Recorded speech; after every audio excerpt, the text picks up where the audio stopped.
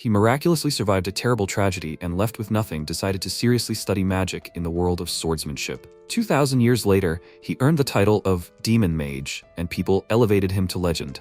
Entire kingdoms tremble at his name alone. Is the world ready to meet the one who was considered a myth? Let's find out. This story begins with a boy sitting on the road and holding a little girl in his arms. There was blood all around them, and the boy was fascinated by the fact that he needed a potion to help his sister, or healing magic. Suddenly, 3 people appeared in front of him. One of them told him that magic is an ancient art that changes the very nature of the world. If he wishes, they will reveal all its secrets to him. They told him about the limitless magic that is hidden in the right hand. Then it is worth moving back some time, to the kingdom of Santia, the village of Silva. Since the age of 6, Eanes was engaged in the art of the sword. His village survives by hunting. Territorially, they were on the border with the kingdom of Gaison. The protagonist lamented why they only train with swords and bows. Why is there no magic here? At this moment, the coach called out to him and made a remark to him to hold his stance and work harder. He asked MC if he had no talent or motivation. All the guys started to laugh at the protagonist, and he told the coach that he could create a small flame or some water right in his hand. The coach looked at him with resignation and said that this magic was useless in battle. Sighing, the coach ordered the guys to continue training. He added that they would have training fights today and ordered the guys Rosin and Bug to get ready. They started the fight on the coach's command, and the protagonist watched them and thought, look how strong the older students are. They fought with ordinary wooden swords. If he had fought, he would have simply burned the sword with fire magic. Or with earth magic, he would have enveloped their legs. Then they would not have been able to move. He sighed heavily and thought with regret about how much he missed magic lessons. The teacher named the next participants in the duel. They were Signs and Ains. The opponent shouted at the protagonist to get ready, saying that he would never lose to such a weakling. MC sighed and thought that someday he would fight with magic. The duel was short because the opponent quickly defeated the protagonist. He was lying on the ground and the trainer asked him if he was okay.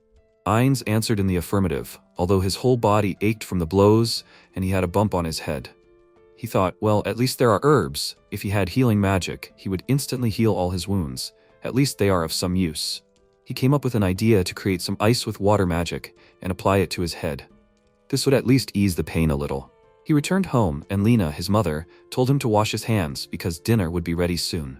The protagonist created water with magic, washed all the dirt off his hands, then dried them with wind magic and, pleased with himself, he went to have dinner.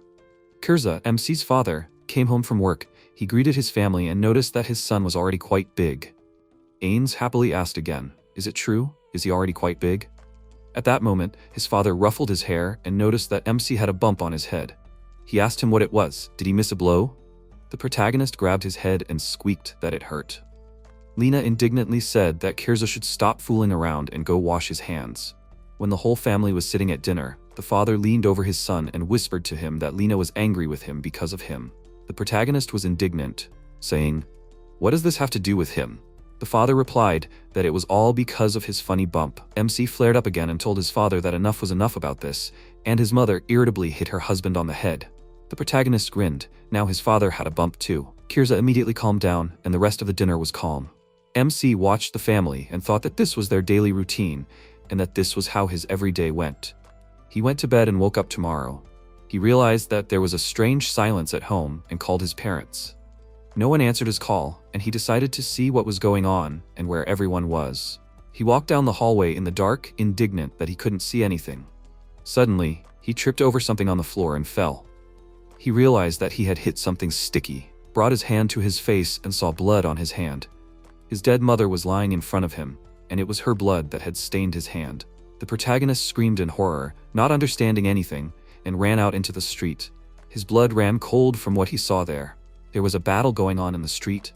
There was groaning and screaming. There were many dead people and a sea of blood. There were still some people fighting the enemy, and the protagonist recognized them as Rosin and Bug. Sains wasn't among them, and MC was glad that he had probably managed to escape. But he was too early to rejoice because the enemy had killed him as well when he was running away. There were no survivors, only he and the enemy. The protagonist couldn't really understand what was happening or why it had all happened. Suddenly, the mage killer approached him and said that it looked like someone was still alive. He asked MC why he wasn't going to run away.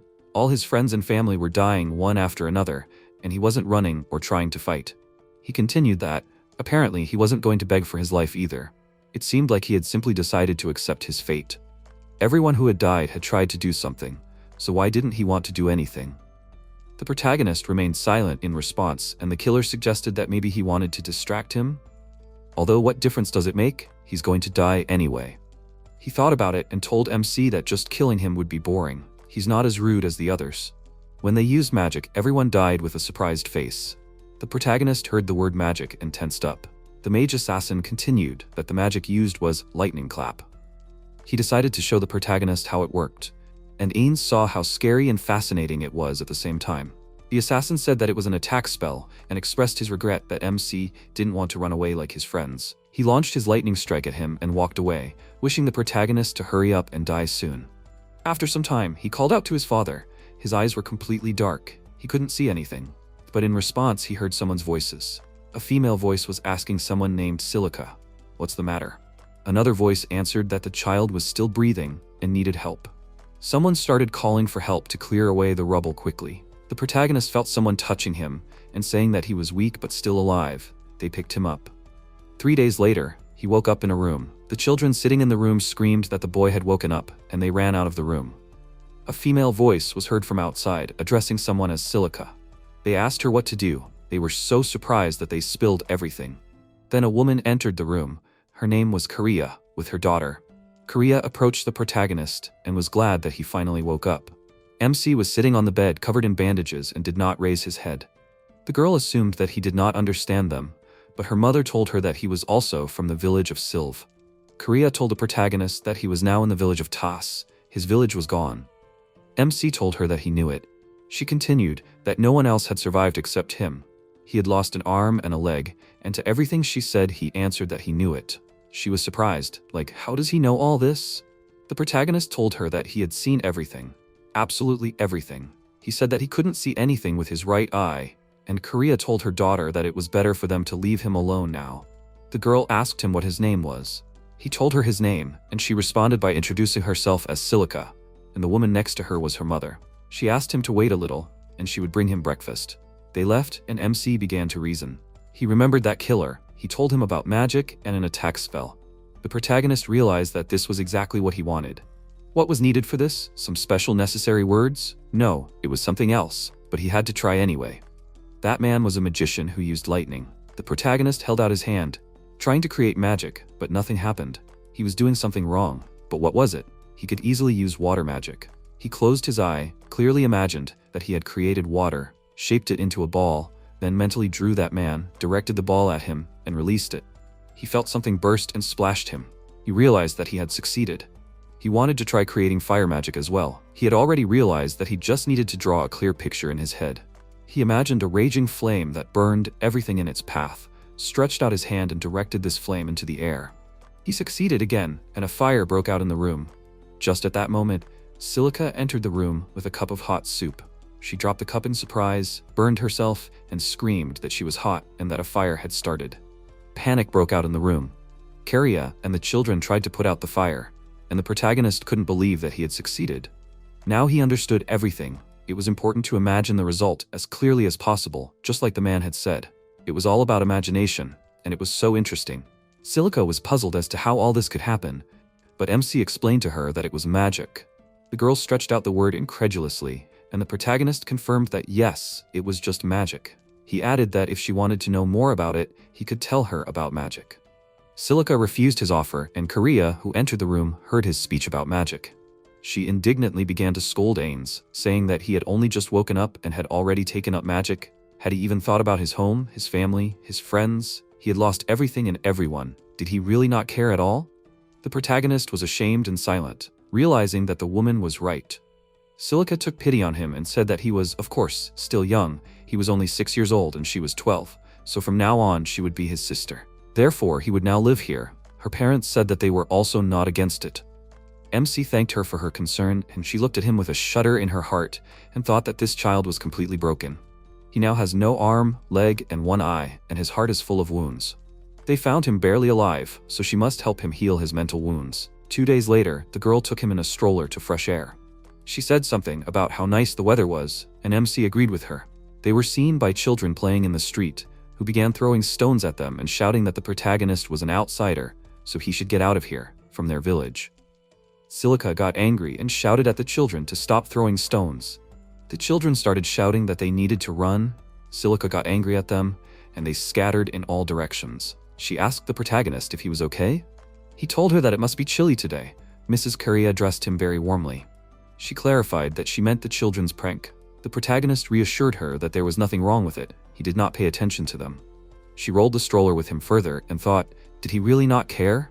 Finally, she said that they were there. In front of them stood a huge spreading tree.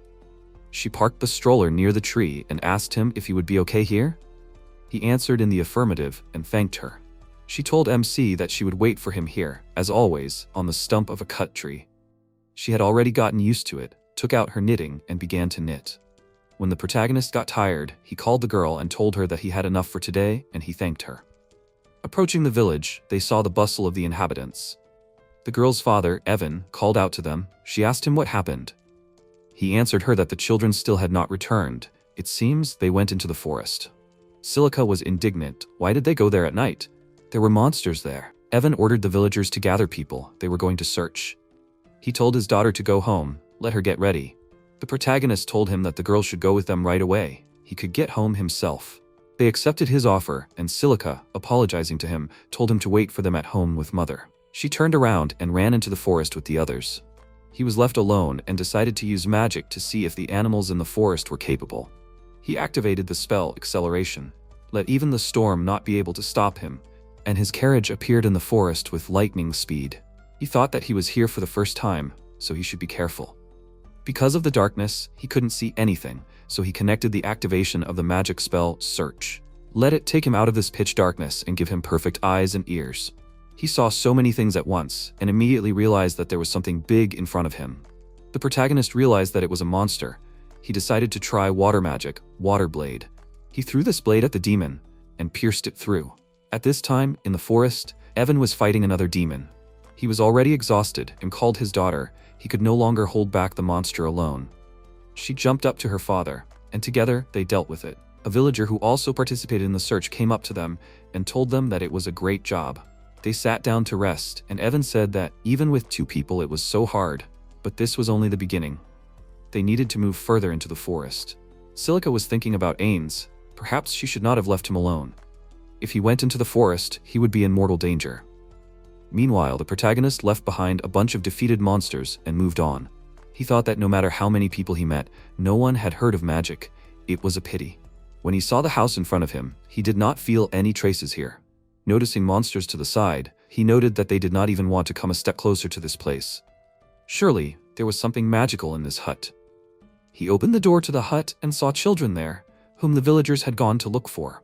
They saw him and were discontentedly indignant, saying why a cripple from the whole village came for them. MC was glad that they did not see anything, and looked around the room. There were a lot of books there. He thought that it was a pity to leave here. There were so many interesting things here, but not now. He told the children to get up and go on their way. They were returning to the village.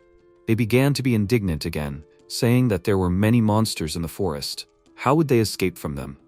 He answered them that he had already risked his life to find them, so they needed to go on their way. They followed him, but continued to mutter discontentedly that he must be joking, and he was clearly not himself. At that moment, monsters appeared in front of them, and the children began to shout, saying that they told him, and now they will all die because of him. The protagonist ordered them to be silent and activated the spell Ice Hell and used this magic against the demons.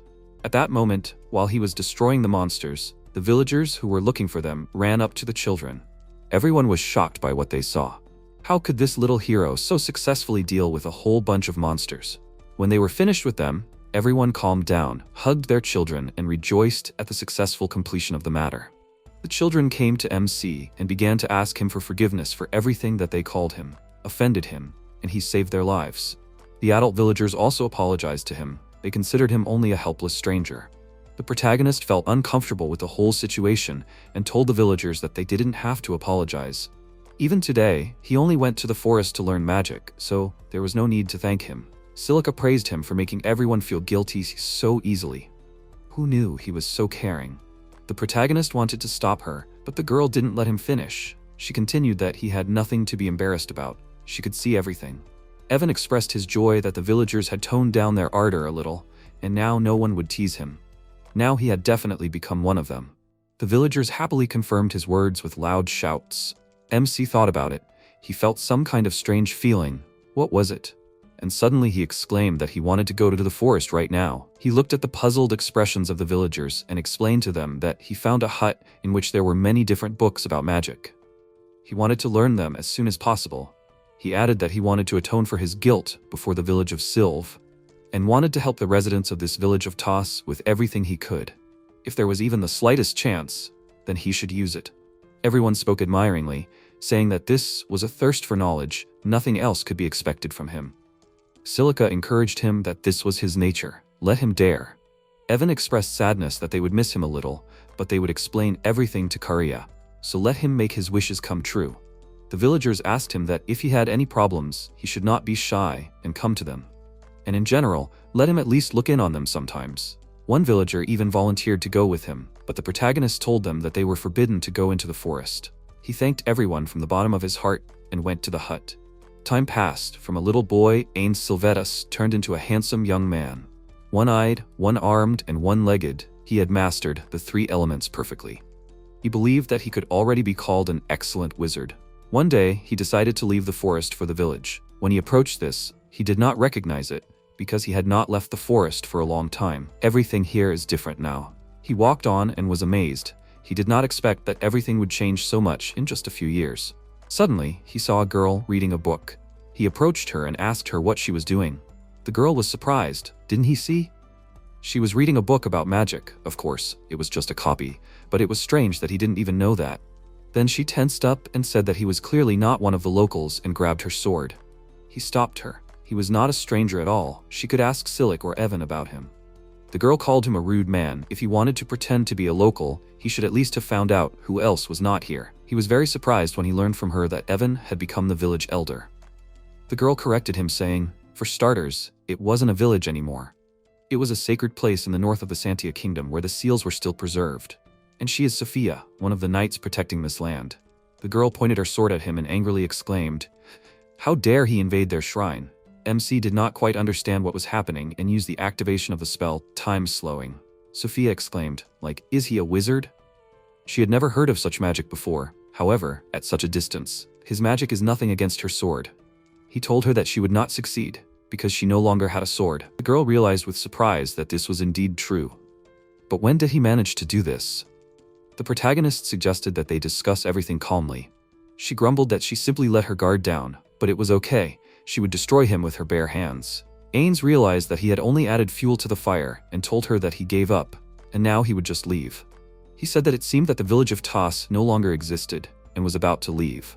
Sophia called out to him, does he know about the village of Toss? He answered her that it was true. Before he went into the forest, he lived in this village. The girl muttered something, remembering, and suddenly asked him what his name was. The protagonist introduced himself to her as Ains Silvetus, although now he could be called a wizard. The girl was amazed. She remembered him, but she was in such a state that MC was worried if everything was okay with her. She answered him that everything was fine and asked him if he could go with her. The protagonist wanted to refuse her offer. After all, she just tried to kill him, so why should he go with her? Sophia apologized to him and assured him that it was very important. She introduced herself to him again as Sophia, a knight of the Holy Order of the Silver Knights of Ains City. The girl asked him to follow her. He should meet with their commander. The protagonist began to refuse her invitation again. He did not want her to go crazy and attack him again. Sophia almost begged him, but he was adamant. Then she told him that they would feed him for free, and he immediately agreed to go with her.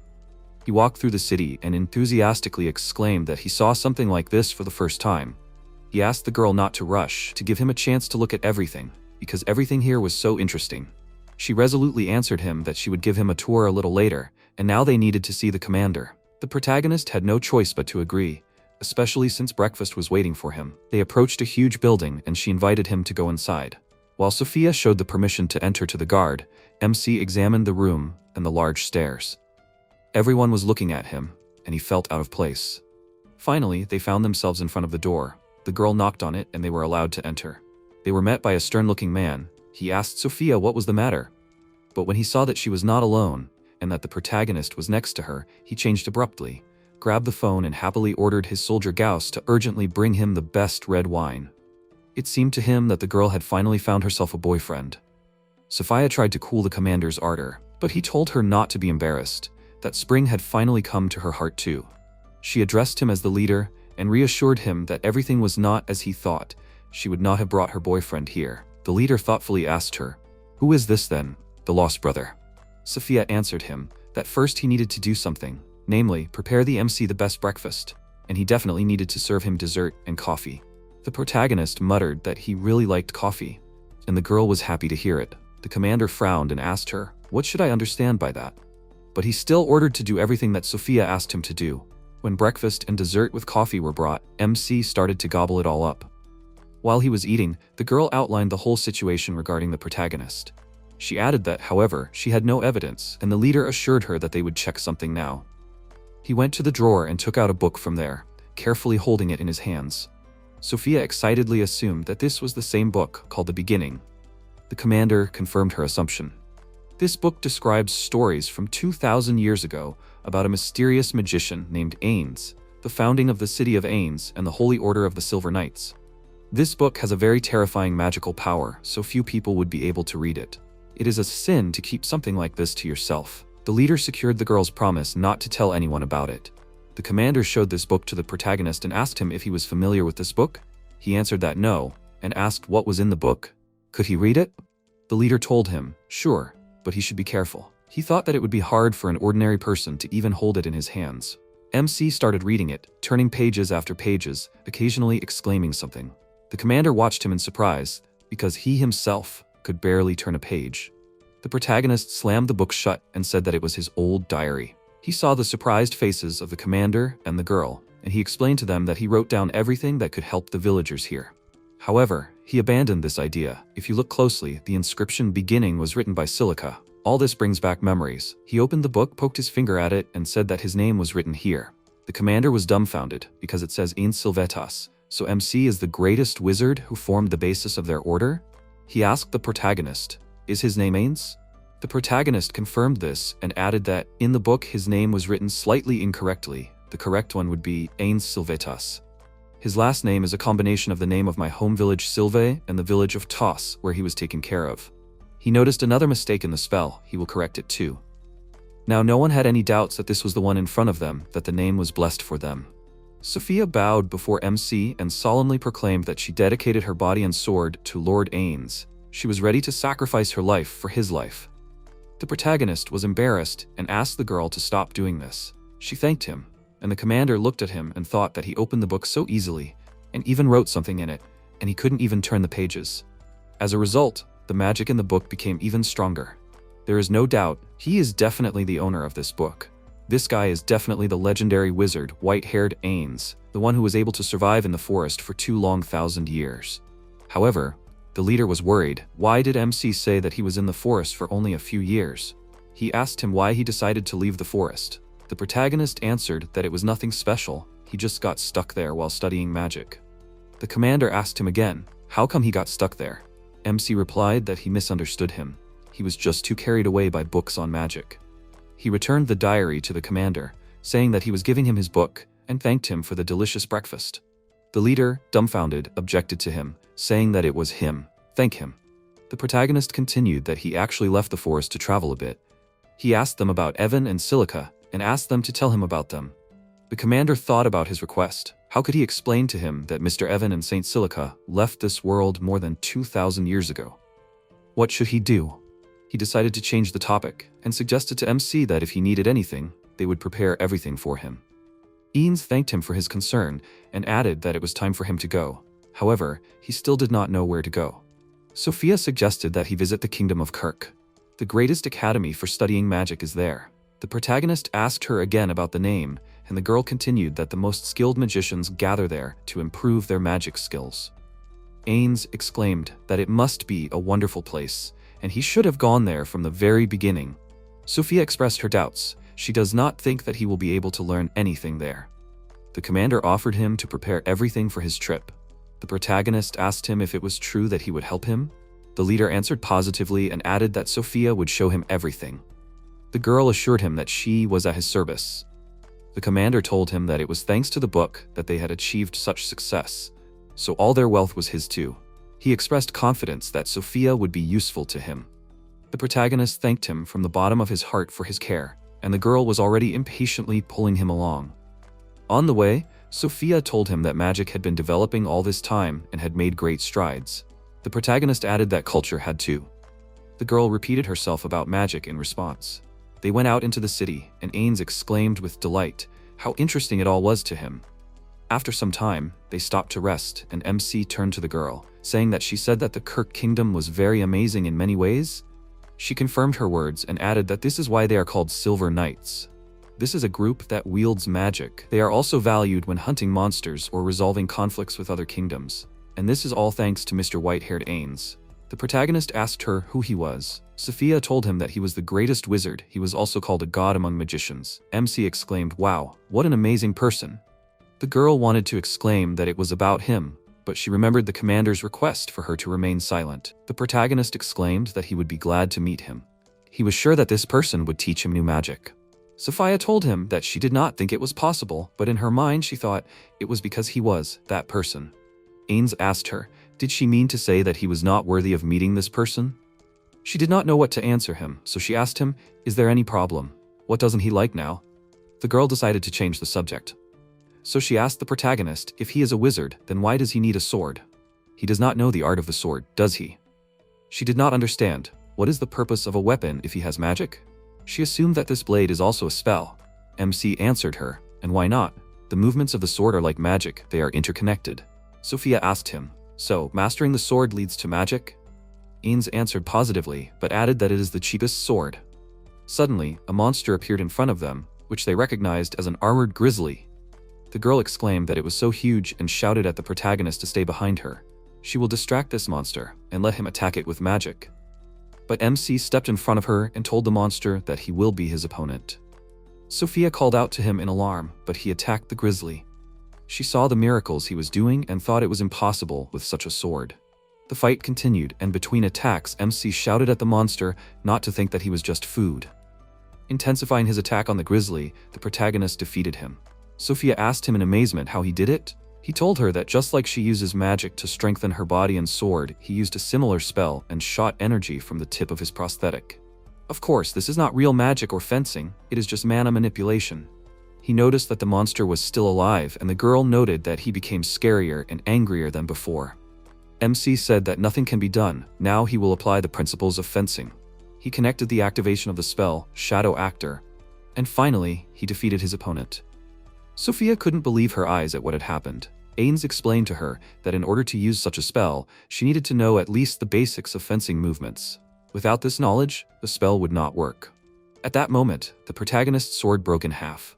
He was surprised, couldn't withstand the load, and he threw it away, saying that he should find a new one. The girl thought that this was definitely the behavior of a real swordsman. He continued that he simply demonstrated to her a spell that combined both magic and fencing. He asked her if she liked it. She warmly thanked him for showing her such a magnificent spell, and immediately she anxiously asked him if he was okay. The protagonist asked her to calm down. At that moment, a girl appeared and shouted to them that she heard the roar of an armored grizzly. She stopped dead in her tracks when she saw that the monster was dead. MC thought he was confused by Sophia's reaction and didn't notice the girl. He told her that they defeated the grizzly, but his sword broke. Rika Brandy told him that it must have been a really good sword to be able to pierce the monster's armor. The protagonist told her that it wasn't. The sword was the cheapest one. It was more suitable for children than swordsmen. The girl didn't believe them. They defeated the grizzly with a toy sword, and nothing happened to them. She noticed one of his hands and wanted to ask him about it, but MC interrupted her, assuring Rika that he was not suspicious at all. He asked Sophia to confirm his words, but the girl giggled and said that she didn't know. He said that now was not the time for sarcasm. Rika exclaimed that a cutie like him could not be a criminal. Besides, it was time for her to leave. Ains was happy about this and told Sophia that they should also go, but the girl asked him what to do with the monster. It could be used to make excellent armor. It would be a shame to leave it. The protagonist agreed with her and used disappearance magic. The girls were amazed. Did the monster just disappear? MC explained to them that he placed it in his space. Rika was surprised. Does he have his own space? Is he that rich? He laughed and told her that he was a real poor man. He creates everything himself. She was even more surprised. How does he create? Is he a wizard? He answered her in the affirmative, but the girl still could not believe that she met a wizard in such a place. Suddenly, he said that he had a bad feeling and asked them to help him quickly. The girl introduced herself to them as Rika Brandy. She is a member of the Duke Brandy family. In fact, she is currently looking for a gang of bandits. Sophia asked her if knights could lose to bandits. They could easily defeat them. Rika answered that there was one very strong enemy among them, so she went for help. The protagonist told the girl that they were in a hurry to the kingdom of Kirk. He asked her who this enemy was. The girl answered that it was the sorcerer Corberry. She also had some magic skills, but he used spells that she had never encountered before. He thought about the girl's words. He called out to Sophia. She answered him that she understood him perfectly, and she would follow him anywhere. Rika happily exclaimed, "Does this mean that they will go with her?" The protagonist introduced himself to the girl and asked her to show them where this sorcerer was.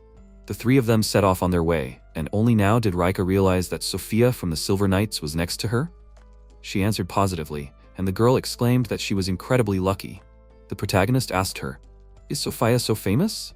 And the girl answered that she is a knight who protects the holy lands of the great wizard Ains, and she also heard that Sophia is just an incredible person with a kind character. Sophia sighed and thought that she just can't wait to tell everyone that Ains is that very great wizard. Suddenly they stopped, and the protagonist asked them, "Do they hear some kind of sound?" Rika answered him that they are already close to their goal. MC asked her, "What kind of magic does the sorcerer use?" The girl explained to him that in general she saw balls of different elements. The problem is a strange spell. A person seems to lose his voice and cannot see anything. If you fall under this spell, then people's movements are constrained and they cannot move, fight or use magic. It's a real nightmare. Sophia asked her in fascination, like, people can't even move? And the protagonist thought that this could be a problem. He hadn't seen anything like this before either. Rika asked MC if he had healing magic. He answered that he hadn't mastered it completely, but he knew something. That's for sure. They continued their way in silence, each of them thinking about something of their own. Suddenly they heard someone's request for help.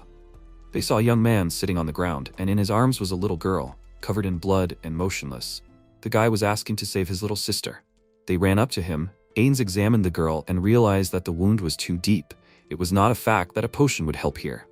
Perhaps healing magic would help, but he still needed to save his strength for the battle with Corberry. The guy exclaimed, "If it was possible, let them teach him healing magic." The protagonist answered him that nothing would work. He had no ability for magic. However, this did not mean that he would turn away from him. He would grant him the necessary knowledge. The guy whispered words of gratitude to him. MC called out to Sophia, gave her the potions he had created, and told her to go ahead. He would catch up with them. He looked at the girl and added that he was relying on her. Sophia assured him not to worry. She would not let him down. She called out to Rake, and the two of them went on. The guy asked MC if he was a wizard. He answered that no, but he also knew a little magic. He just sometimes cast spells in his spare time. The young man again asked him what the difference was between magic and witchcraft. The protagonist explained to him that magic is a change in the very laws of nature with the help of magical energy. It is important to have a huge reserve of mana. The more a person has at birth, the more powerful his magic will be. He looked at the guy and added that he practically has none. And witchcraft is an intervention with the help of laws that are not inherent in this world. To achieve this, you need a very strong will and something else. This is a fee. The guy clarified with him, that is this an exchange? MC answered him affirmatively. He will have to pay him. He has no magical potential, and his sister's life is hanging by a thread. So for the help he will give him, he wants something in return. He asked the boy, what is his name? The boy introduced himself to him as Rit. The protagonist told him that he has a beautiful name. He also introduced himself to the boy, telling his name. He continued that he will grant him knowledge of magic, and he activated the spell of the right hand. At this time, Sophia said that she smelled blood. They saw many wounded, and both realized what happened here. She told Rika to take care of the wounded, and she would go deal with the sorcerer. Rika looked at the bag of potion and thought that there was very little of it. It was not enough even for first aid. But she immediately stopped herself. She should not doubt. And she ran to help Sophia. They saw people frozen in place, and Sophia asked the girl, is this the magic? And without waiting for an answer from her, she herself realized that Rika was not exaggerating when she told about the spell. The girl called out to Sophia and pointed to a dark silhouette ahead. She told her that this man was the sorcerer Corberry. He and his bandits were standing not far from them. Sophia exclaimed that they needed to kill him. The bandits noticed her and exclaimed, like, "Here comes the girl. Now she won't run away from them." One of them said, "Mind you, he'll try her first." Sophia looked at them with a withering look and muttered through her teeth, what worthless people they were. The girl deftly dealt with a flock of bandits, as if it was an easy task for her. Rika, who was watching their battle, exclaimed in admiration that she was simply amazing. The girl again shouted at her to take care of the wounded, and she unquestioningly followed her order. But she was puzzled. They defeated the bandits too easily. Why didn't the sorcerer help them? At that moment, Corberry turned to Sophia, introduced himself to her and said that in his opinion, she was not an ordinary knight, but he simply hated swordsmen. She responded by using the magic fire spears, but they all flew past him. The girl realized that he used anti-magic. Is that all he can do? Sophia suggested that he attack first. At that time, Rika ran up to the wounded. They were moaning and asking her for help. She opened the bag with the potion and was amazed. It was full. This bag had space built into it. The girl thought that this was a national treasure. Who was this Ains? She treated the wounded and was amazed by the result, as were the injured themselves. The wounds were gone and they were completely healthy. Rika thought about it and came to the conclusion that since the potions were not ordinary, but superior, and the protagonist said that he had prepared them himself, it meant that he was not such a simple person. She commanded the soldiers to fight. Meanwhile, the sorcerer was going to use silent magic, but it did not work. Sophia activated the magic fire spears, but she understood that it was unlikely that she would succeed. Even if she increased the number of copies, the result would not change. Corberry cursed her, saying, "What a naughty girl," to which she proudly answered him that she was a member of the Order of Silver Knights.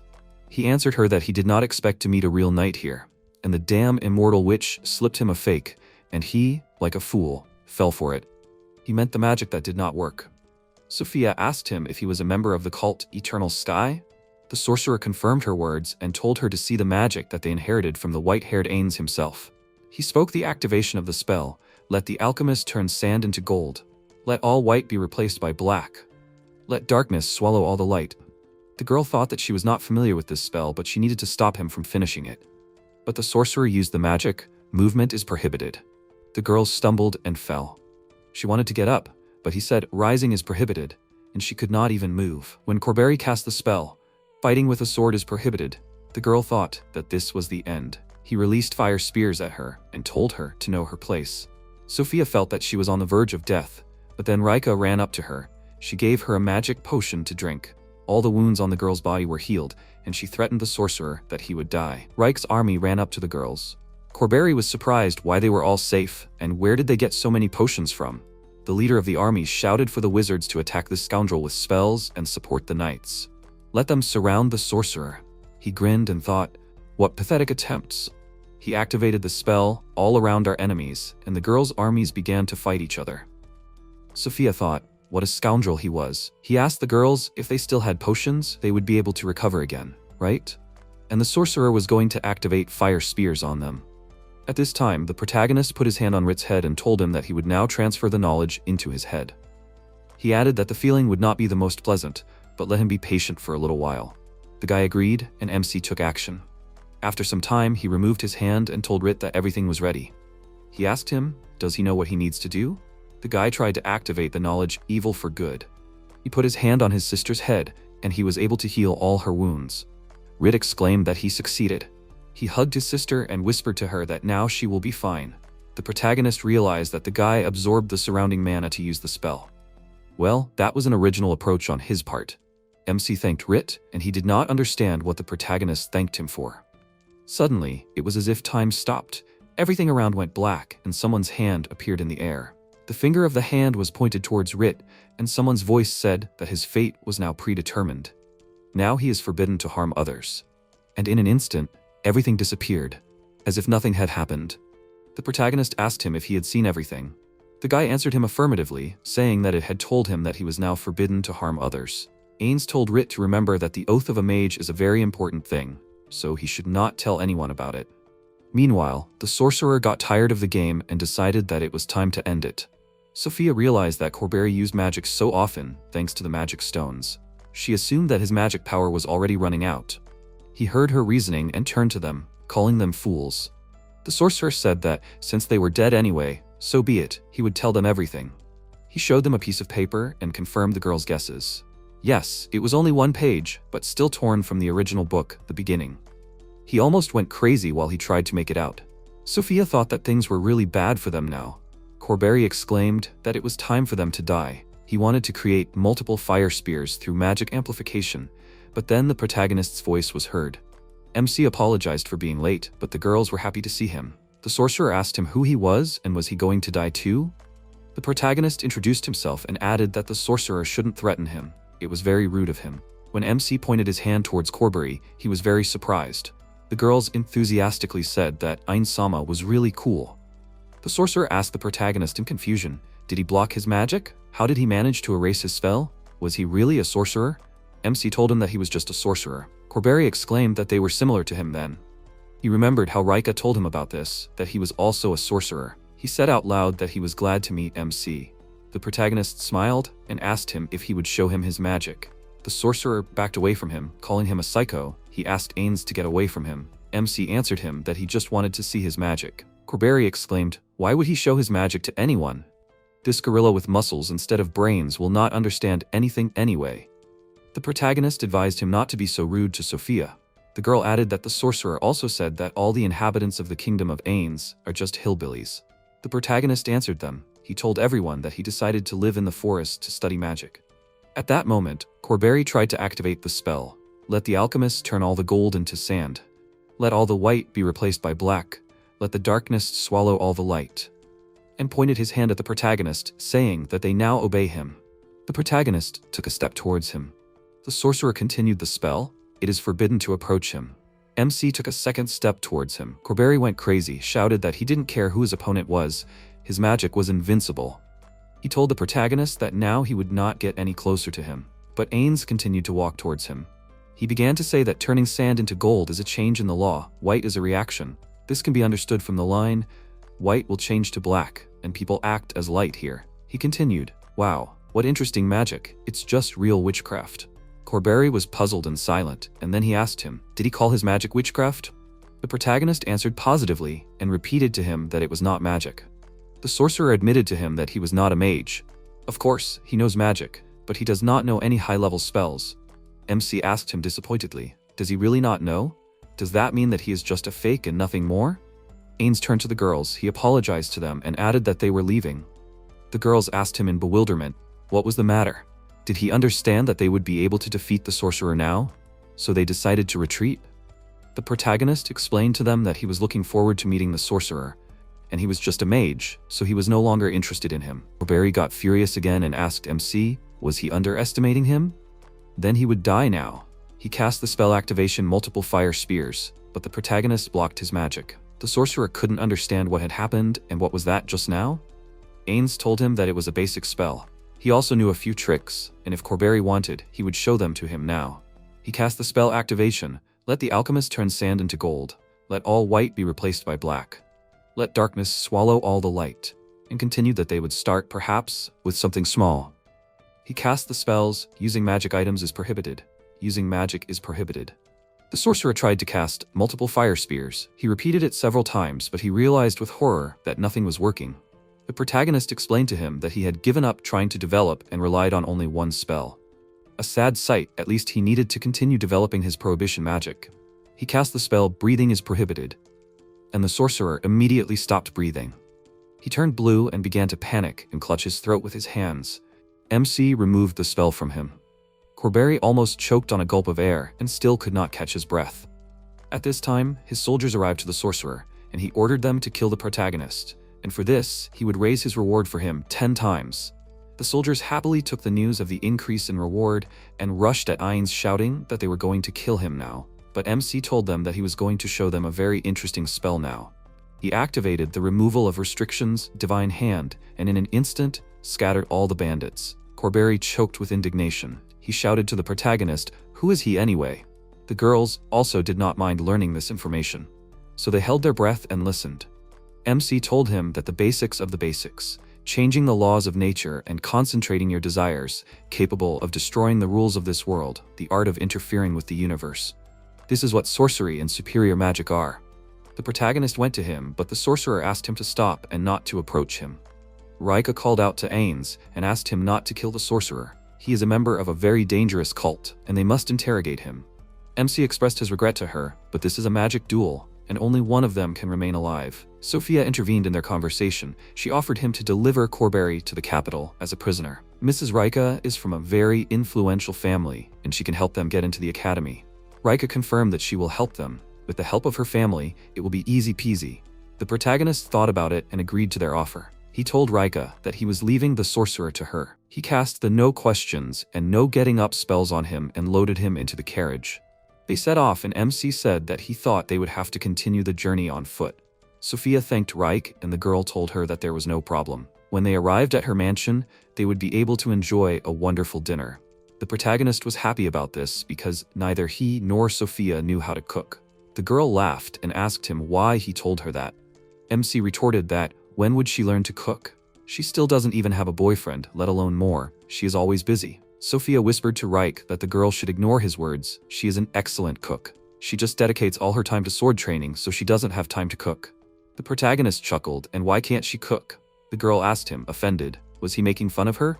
If anything, a kitchen knife is no different from a blade. She mastered the sword, so she could handle some kind of knife too. Rika calmly told the girl not to get upset, because MC was just joking. She turned to him like, there is no doubt, he's a great wizard. One look was enough to be convinced of this. At this time, Sophia was lamenting. Why was Lord Ains so strict with her? The protagonist thanked Rika for her praise of his work. She asked him if what Corberry used was really magic. That is magic capable of such a thing? Ains confirmed her assumption. It was not magic. Witchcraft is capable of changing the laws of nature. The girl understood him. She herself studied magic, so she had never heard of witchcraft. MC asked her, isn't she a knight? Rika laughed and explained to him that even though she carries a sword, she is an aspiring sorceress and will soon be taking the exam. The protagonist guessed that this is why they are heading to the Magic Academy. She told him that she is the daughter of a marquise, so it will not be difficult to get in. He said that it is expected from a family of nobles, not like them. For them, it would be impossible. Rika was embarrassed by his words. She does not like to brag about her status, and it would be great if Ains would stop talking about it. Sophia remembered about Rit and asked about him and his sister to MC. He told her that she does not need to worry about them. They are fine.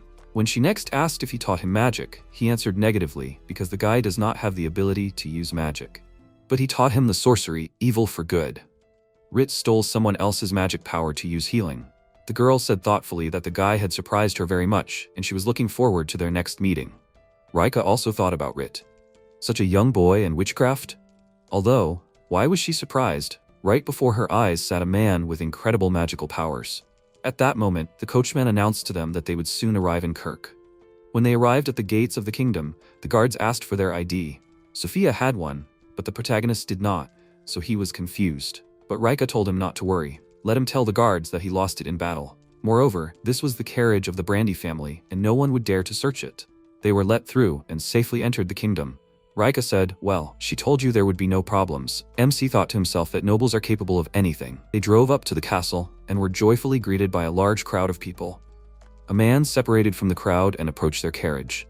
The protagonist and Sophia were amazed by the surroundings, and Rika smiled at them and said that they were here. Welcome to the kingdom of Kirk. They got out of the carriage, and a man approached Rika and greeted her. She told him, addressing him as Rist, that she was home, but she was not alone. She pointed to the protagonist and Sophia, introduced them to him as her guests, and ordered him to prepare dinner for them. Rist left to carry out his mistress's orders, and they entered the mansion. MC asked the girl if this was her family's huge estate. She answered in the affirmative, but corrected him that it was one of the Brandy family's estates. MC said that this is just how the nobles of this kingdom are. Instead of using their finances to help people, they build absurdly huge estates. Rika retorted that if it weren't for their help, they would have been arrested for insulting the aristocrats. They entered the dining hall. The table was groaning with various dishes. Ains exclaimed that everything here looked so delicious. He asked Rika if they could really eat all of this. There was so much here. He wanted to try it all already. They were asked to wait a little. The head of the Brandy house was not there yet. At that moment, Mr. Kansas Brandy entered the hall and exclaimed, turning to Rika, like, is she not injured? The girl greeted her father and assured him that she was completely fine. He exhaled and said that when he received the message that they were attacked by a mage, he could not find a place for him with excitement. The castle servant reminded him that he was in front of guests. He should not be so emotional. His daughter pointed out her guests and told him that they saved her life and healed their people with potions. They also dealt with the mage. She introduced them to her father as Ains and Sophia, a member of the Order of Silver Knights. Sophia expressed her joy at meeting them and added that she was a loyal servant of Ains-sama. Brandy-sama was surprised that she was told that she was a servant. But out loud, he thanked them profusely for saving his daughter. He suggested that they leave all the talk for later and enjoy their meal. They sat down at the table, and the protagonist apologized to the owner of the mansion for his one-armed manners. Kansas assured him that he had nothing to worry about. Rika asked Ains why he didn't summon his right arm. He told her that it was created with the help of magic, which could no longer be hidden thanks to the excitement she had created for them. He activated the spell Divine Hand, and his right arm appeared before the stunned eyes of Mr. Brandy. They began to eat, and the protagonist enjoyed the divine tastes of the food to the fullest. Rika's father quietly asked Sophia about MC's arm. The girl told him that it was one of Mr. Ains's spells. Kansas thought, this magic, he will never forget it. It's the same as the immortal witches. He asked the protagonist if he saved his daughter with magic. Rika answered for him that it was true, and it was amazing. She began to tell her father very emotionally how it all happened, and that it was very cool. Mr. Brandy thanked MC for getting rid of Corberry. Then he continued that, if they did not mind, he would like them to visit the castle and meet His Majesty there. The protagonist doubted that they should meet because he was not trained in the manners of communicating with the king. Kansas assured him that it was okay, he would go with them. He continued that all worries should be left for tomorrow, and today they needed to have a good rest. He gave the order to the servants to lead the guests to their rooms. The guests thanked him for the delicious dinner, and everyone went to their rooms. As MC enjoyed taking a bath, he thought that today was a very eventful day. Thinking about it, the most surprising thing was how much Toss Village had changed. He remembered Evan and Silica and wondered where they were now. At that time, Mr. Brandy was talking to his daughter. He said thoughtfully that Sophia introduced herself as Ains's servant. Rika asked him why he was so interested in that. He explained to her that the only one the Silver Knights were willing to serve was the greatest wizard, the white-haired Ains. The girls said that he had already died a long time ago. Kansas continued that no one had found his body back then. Rika began to guess where her father was going with this, but he told her that it was too early to draw conclusions. They should continue talking to him, then they would be able to confirm it for sure. Meanwhile, the protagonist was already sitting on the stairs. He noticed ink stains on the sleeve of his shirt and created water magic to wipe them off. Rika called out to him, and when he saw her, he was surprised at how she looked. She giggled and asked him if he thought this outfit suited her. Ains said that this dress suits her very well. She looks like a forest fairy. The girl laughed and said that he was a real flatterer. The protagonist replied that someone taught him how to give compliments. He remembered Silic again. A voice was heard behind. She apologized for the wait. The protagonist turned towards the voice and saw Sophia. Rika was stunned and told the girl that she looked beautiful. MC stared at Sophia. She smelled so nice, her hair was shinier than usual. He touched his hair and thought that he should at least comb his hair before receiving the king. Mr. Brandy approached the guys and asked if they were ready. He said that it was time for them to go. They headed to the royal castle. A knight in armor met them and escorted the guests to the throne room. He told the guys, His Majesty appears before you. He ordered them to kneel. Mr. Brandy turned to the protagonist and told him to repeat after him. MC nodded and bowed his head, as did the others. He felt like a real knight. It was difficult for him to keep his balance standing on one knee. Footsteps were heard in the hall. The king ascended the throne and told Kansas Brandy that he could raise his head. The knight in armor repeated the king's words. Kansas raised his head. His Majesty looked at the rest of those present. He said that he was interested in who these guys were. He said that the rest could also raise their heads. The king's guard repeated his words again. The guys raised their heads. 4 people appeared in front of them. It was His Majesty and 3 advisors. The king said that he was glad to see Mr. Brandy. He reminded that they had not seen each other since the previous conflict with the Empire. Mr. Brandy responded positively. He said that it was a tough battle. The king turned to Rika. He said that she had grown up. The last time he saw her was when she was a child. The girl smiled back. His Majesty said that he had received their report. He was pleased that they had captured Corberry. He said that they had done well. The protagonist thought the king was so calm, but something was bothering him here. He was uneasy about this hall. Ains looked around the room with his eyes and realized that this hall was full of magical energy.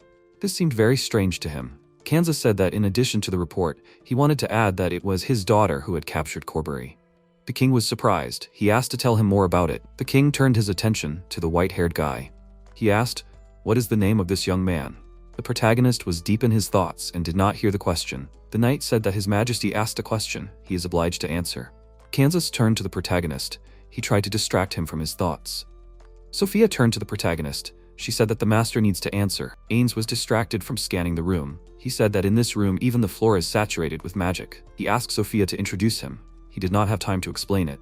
Master Ains, she introduced him. Standing in complete silence, everyone there began to look at each other. People could not understand why the protagonist did not introduce himself. The knight was furious at such impudence. The king laughed loudly. His laughter echoed throughout the throne room. He said that this was unprecedented impudence, just like a witch. He asked the protagonist's name again and said that he would remember it.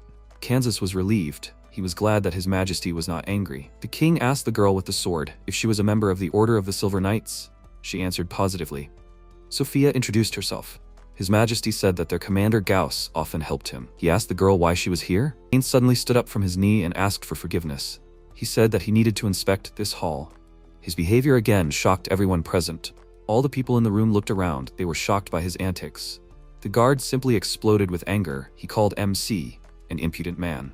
The king said that Ains is a hero and asked Captain Knight to calm down. The knight, sprayed with his rage, was preparing to grab the main character.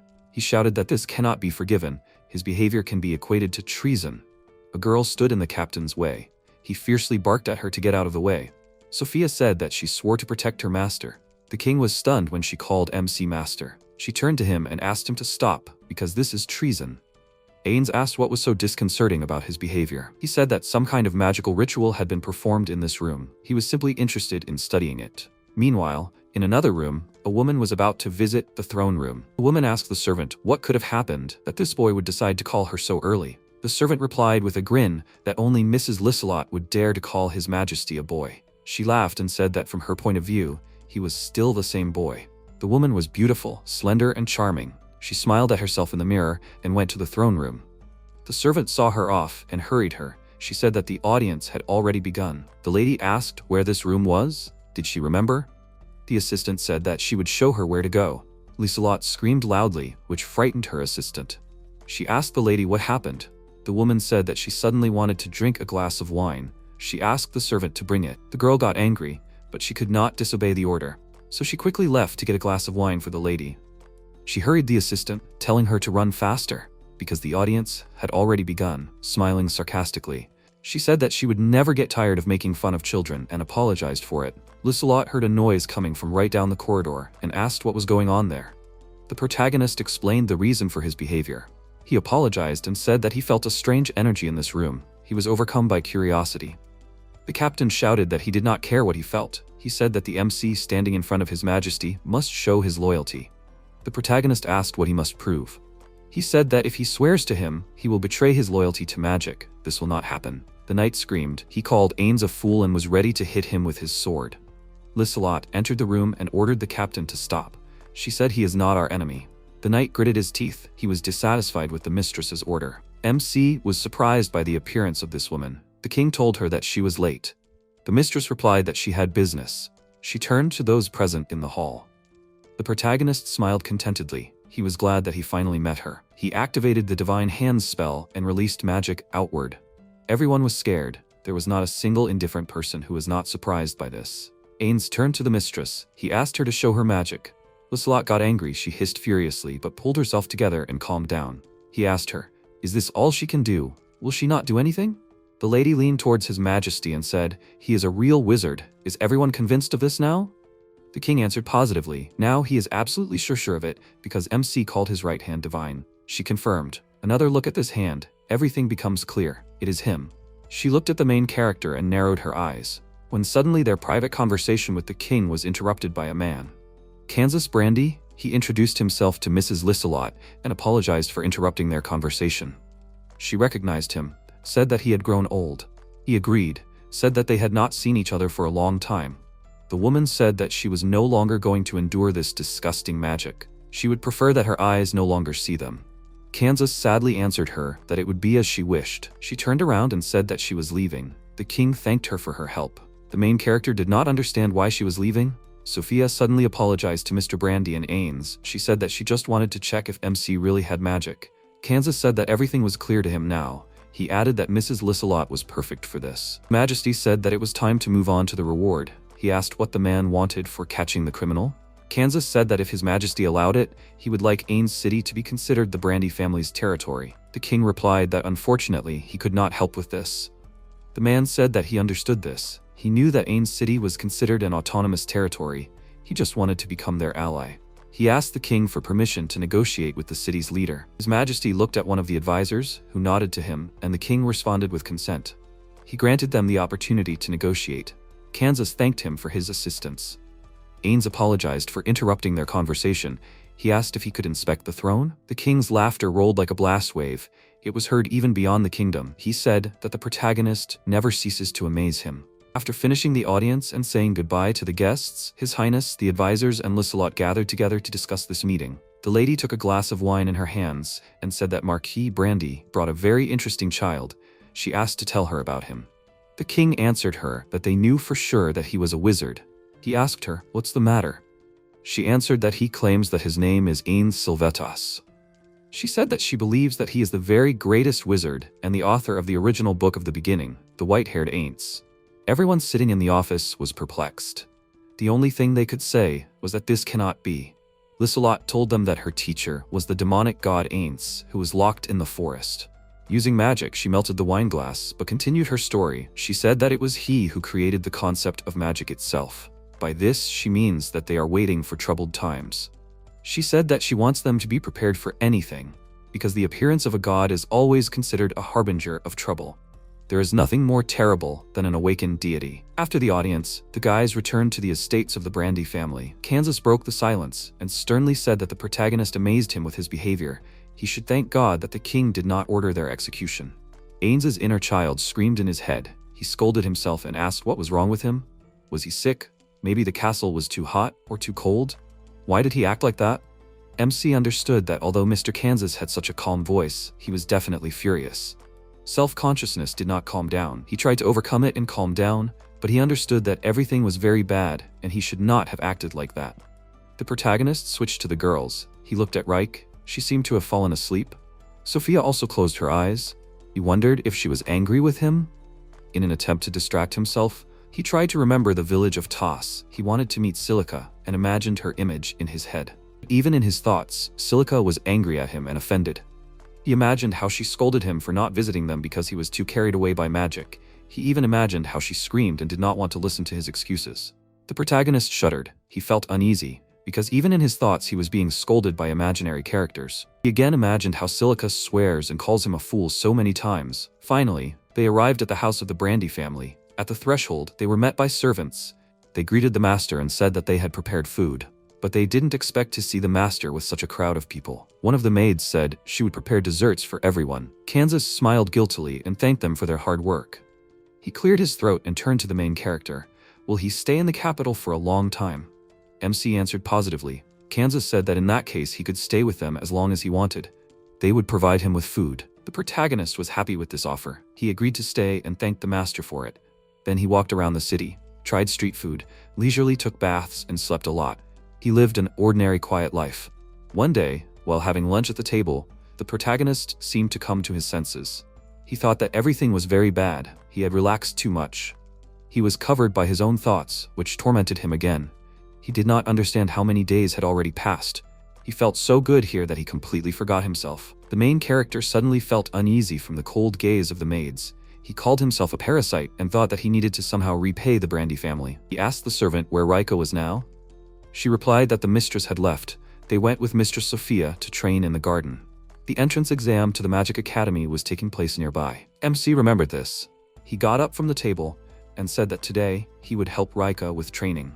He would be useful and ran into the garden. The maid wished him a good journey. Meanwhile, training was already underway in the garden. The girls were fighting with swords. One attacked and the second parried the attacks, but the strength to repel the attacks was exhausted.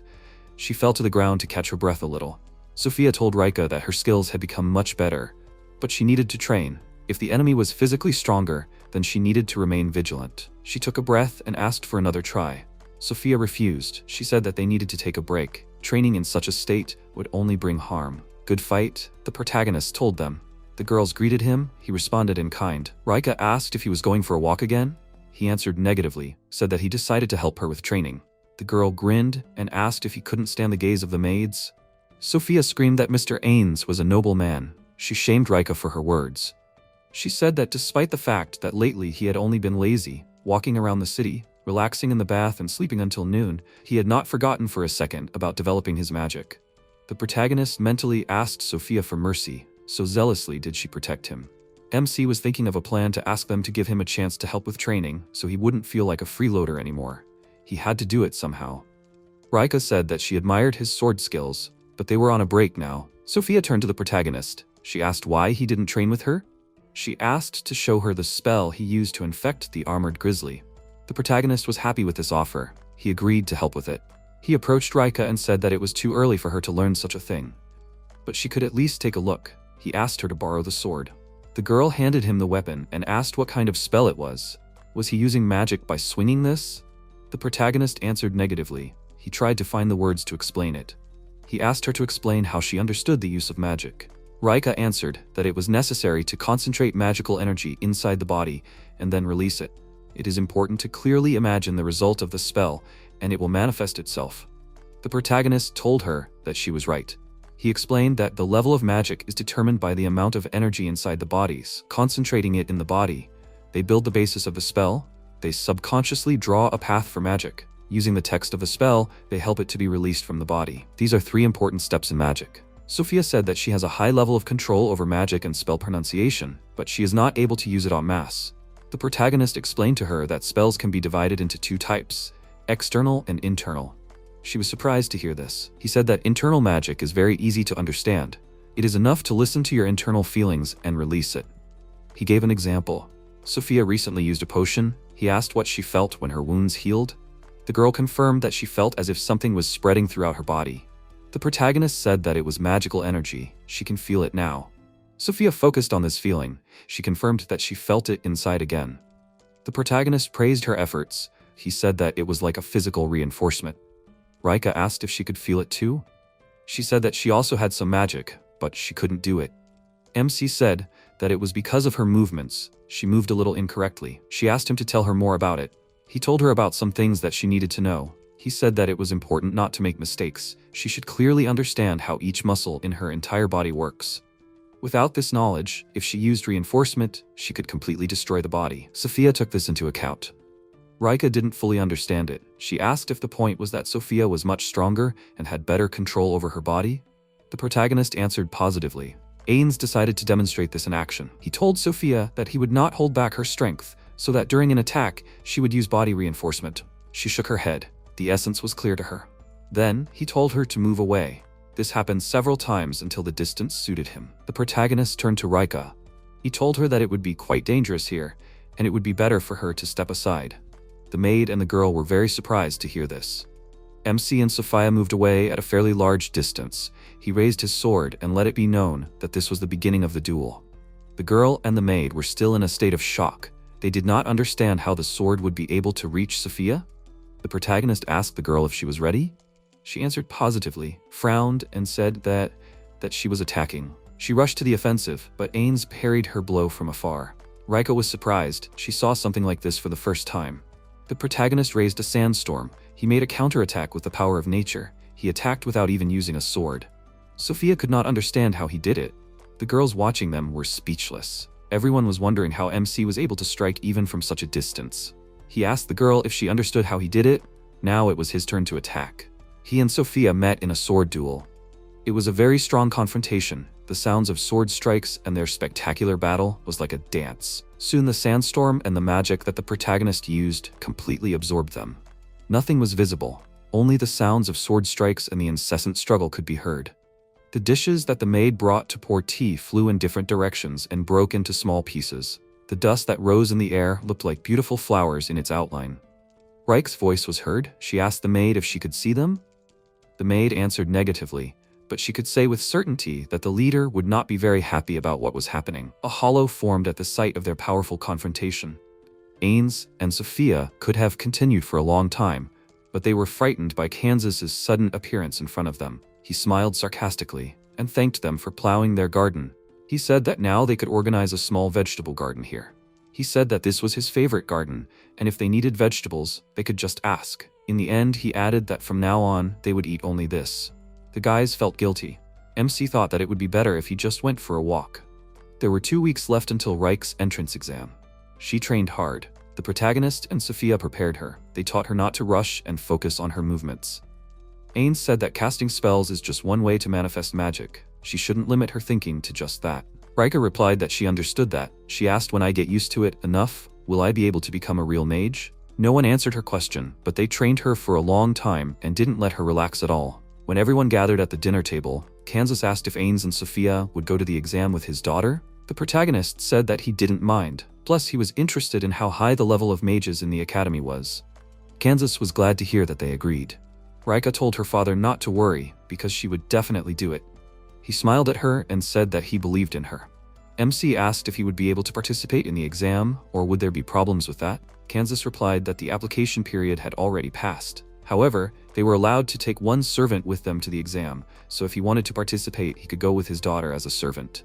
He agreed to that. Rika asked him, since he was now her servant, would he follow her orders? The protagonist said that he was ready to do anything, even lick her boots. She said that it was said as a joke. Licking boots is disgusting.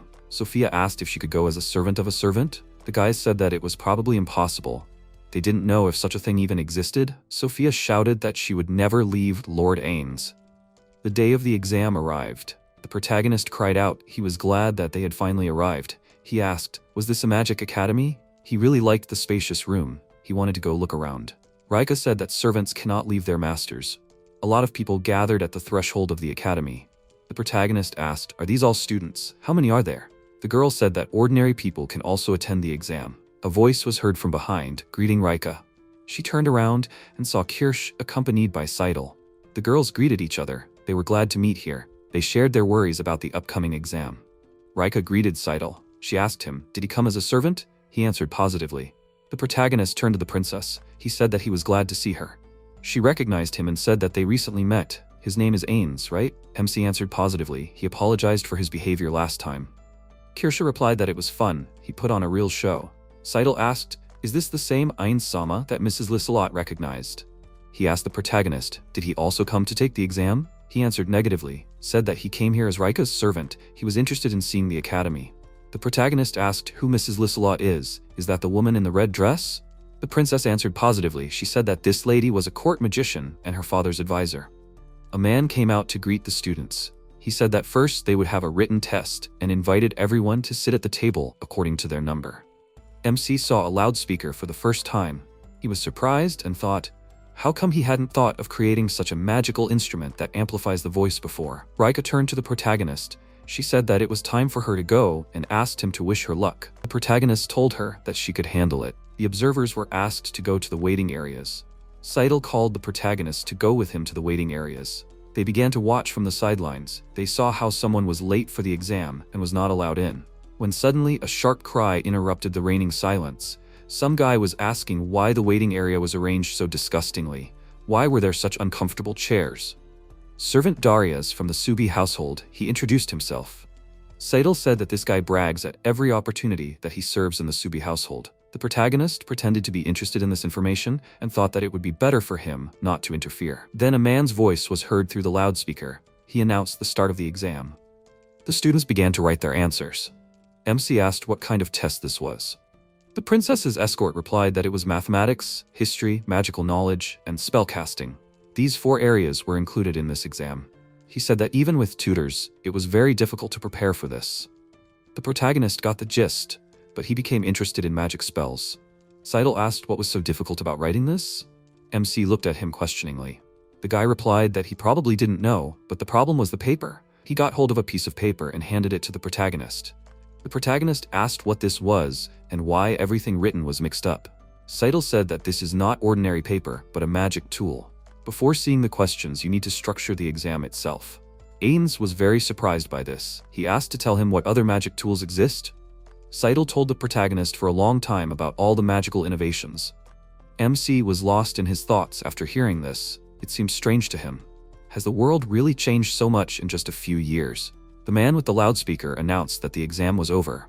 Rika breathed a sigh of relief. She managed to write the test, but not all students were successful in this. Now they have a break and they can rest for now. The guys met them at the waiting area. The protagonist praised Rika and Mrs. Kirsha for their good work. Kirsha told MC that he can call her just by her first name. He said that this is probably wrong, because she's a princess after all. Rika said that there is nothing wrong with this, he needs to speak more freely. He felt awkward about this situation. He said her name as if she were an ordinary person. The princess smiled and nodded. She said that there was no need for formalities, he could talk to her as a friend. A stranger, seeing the princess, approached her to introduce himself. Darius Sobi, the eldest son of Marquis Sobi, he introduced himself. The princess said that she was very pleased to meet him. The guy replied that it was mutual. The protagonist understood who they were, because he had seen his servant earlier. Darius was surprised to see Rika. He asked if she had also come to the exam. The girl snorted. She replied that they were the same age. It was logical that she would be here. Darius asked her why she needed magic. He said that it would be better for her to work in a bakery, because their territory was famous for wheat. It would be too difficult for her to study magic. Rika shouted for him to shut his mouth. She said that she had already learned a lot from her servant. The guy asked, which servant? Eanes, she introduced him. The protagonist was stunned, because everyone immediately looked at him. Darius laughed out loud. He found it funny that she learned from a servant. He asked what she managed to learn from such a cripple. The girl said that he was laughing in vain, because Eanes was a real candidate for knighthood. Servant Darius was surprised by this. He asked, so they want to say that he, a swordmaster, will lose to a guy without an arm and a leg? Rika said that you shouldn't judge his strength by his appearance. The main character mentally asked the girl to shut up. The servant said that it was interesting. He approached the protagonist and shouted for him to fight him. The protagonist answered negatively. He tried to behave as restrained as possible, in order not to put Rika in an awkward position. A young man came out to them in the clearing and said that this was unacceptable, because now they were within the walls of the Magic Academy. Your Highness Herald, those present addressed him and bowed their heads. Kirsha was surprised to see her brother here. Herald came closer and said that if this guy started a fight here, he would only disgrace the name of the Subi family, which he serves. He said that they could continue after the exam, and if they wanted, he could be their judge. Servant Darius said that this suited him. Herald turned to the protagonist and asked what he would say. Rika looked at the protagonist. She was against it and showed it with her whole appearance. MC thanked for the offer and after a little hesitation agreed. Herald said that since everything was decided, he asked to entrust this matter to him. He would prepare everything. They decided to meet later, and for now, everyone went about their business. Leaving, the servant Darius shouted at the protagonist so that he did not think of running away. Rika shouted back that this concerned him too. The princess tried to calm the girl's ardor. The guys decided to go to lunch. Sadal asked Rika where she would like to go. Finally, the prince turned around and looked at them. They were too calm. They took a free table and got ready to have lunch. Rika thanked Seidel for his efforts. She said that as always he exceeded all expectations. He made coffee for everyone and treated the guys. The protagonist wished everyone a bon appetit. MC wanted to clarify, what is a swordmaster from the Holy Swordsman? The princess replied that this was a title from the Galen Empire.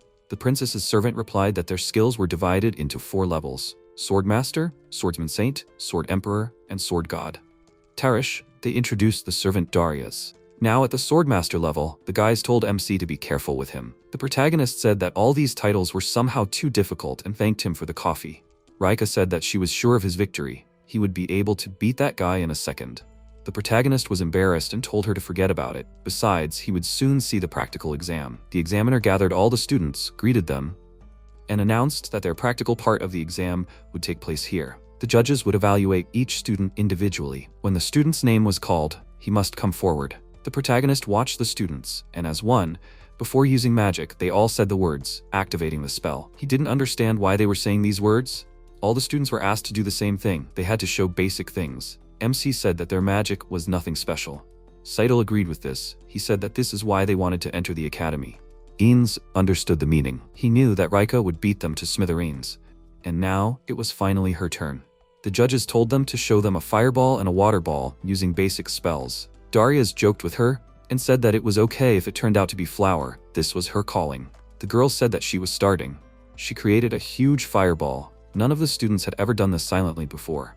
Everyone present was surprised. They asked if anyone had heard the spell. Everyone answered negatively. Silent magic is cool, and such a huge flame. Seidel was surprised that Rika was so good at it. The judges were impressed by her. She said that she would show a water ball next.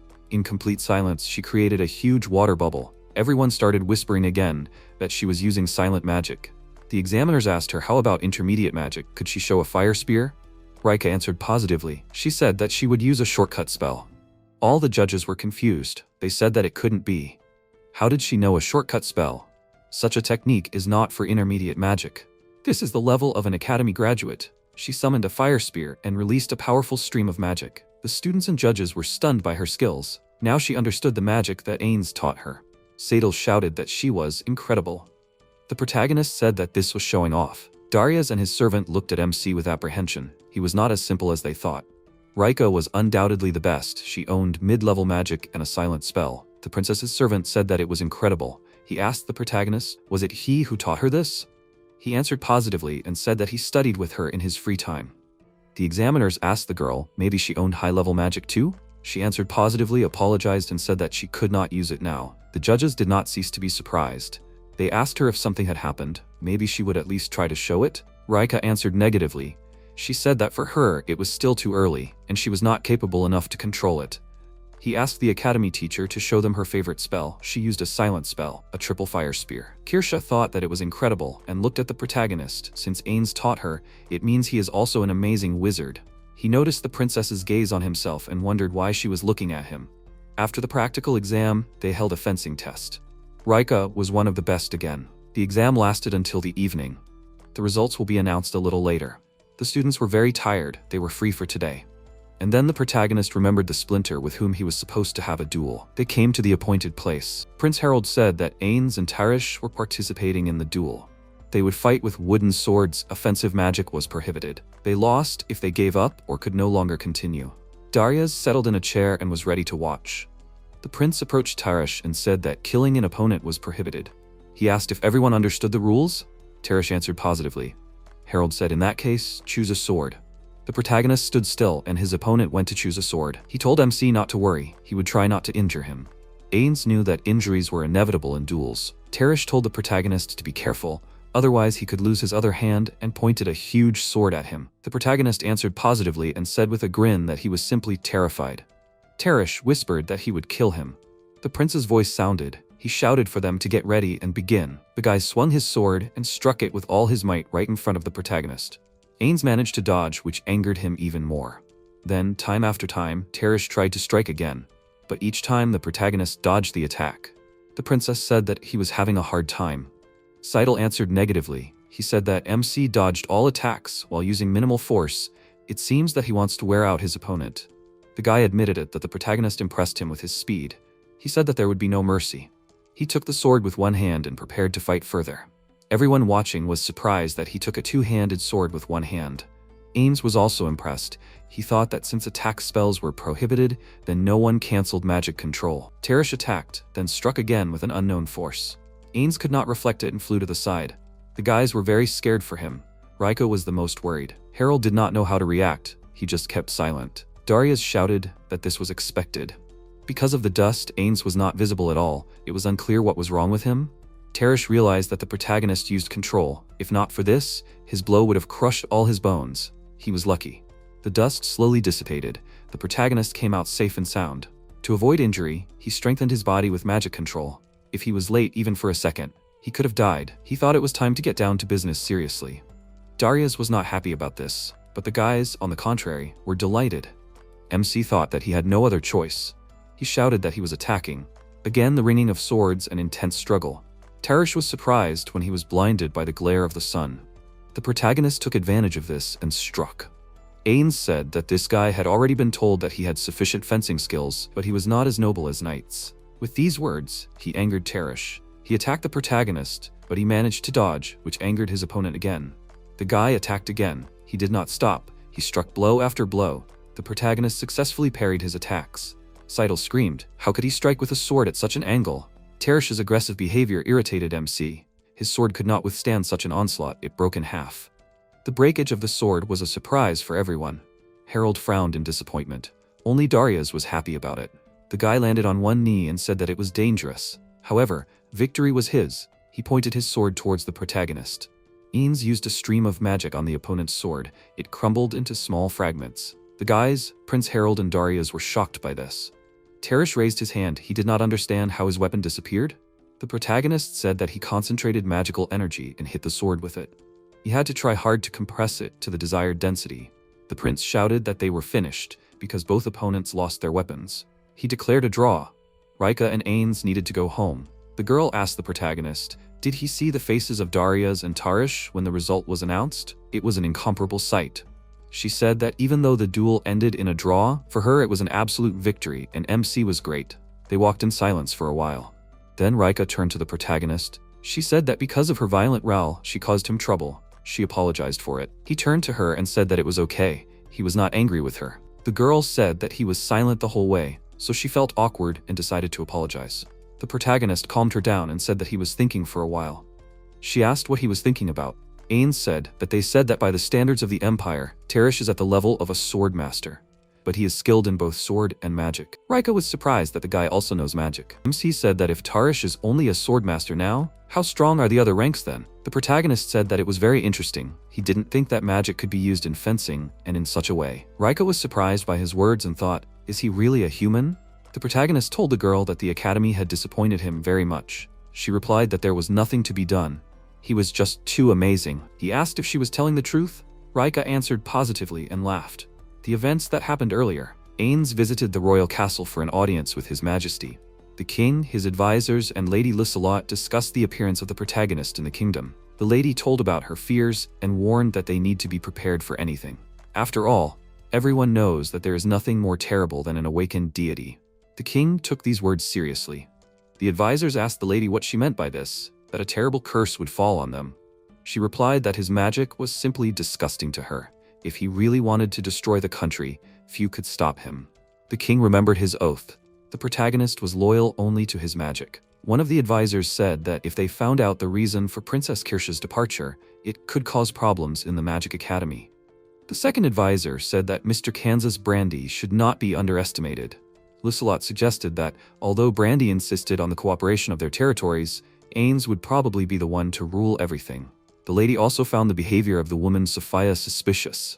She said that it could be said that the Silver Knights had already guessed the true identity of the protagonist. The king asked if Ains really was the same god. Why would he cooperate with Brandy? The prince announced that he had decided to stay to study at the academy for another year. He said that he would keep a close eye on Kirsha and Ains. The king agreed with this. A man entered the conference room. He said that His Majesty had to go to a meeting on the finances of the kingdom. The king went to the meeting and said goodbye to Lissellot. She told the king at parting that while the main character was busy with all sorts of nonsense, she didn't care, but he dared to raise his hand to her. If it happened again, she wouldn't be so kind. The king said that he would keep it in mind. A few days later, at night in the royal prison, everything was as usual. The guards were in their place. The guards were handing over their posts and taking up duty. Behind several long corridors with iron bars and a thick metal door, Corberry was sitting in a small room. He sat and groaned because he was bored. He said that only greenhorns served here. They were not capable of anything. He could live here forever. Suddenly, a key was inserted into the keyhole of his door. The criminal perked up. He reminded that he had already said that he would not tell anything. He asked if they had finally decided to bring him an excellent steak and good booze. The door opened slightly. A female silhouette appeared on the threshold. The woman asked, so he was still alive? Corberry asked who she was. Mistress Lissellot entered the room. Maid Moraine accompanied her. She said that they had little time. The mistress replied that she remembered it. The criminal was surprised when he saw her. He asked why they sent him a woman. Did they decide to reward him for enduring torture? He laughed and said that he was glad that the guards remembered what he asked for.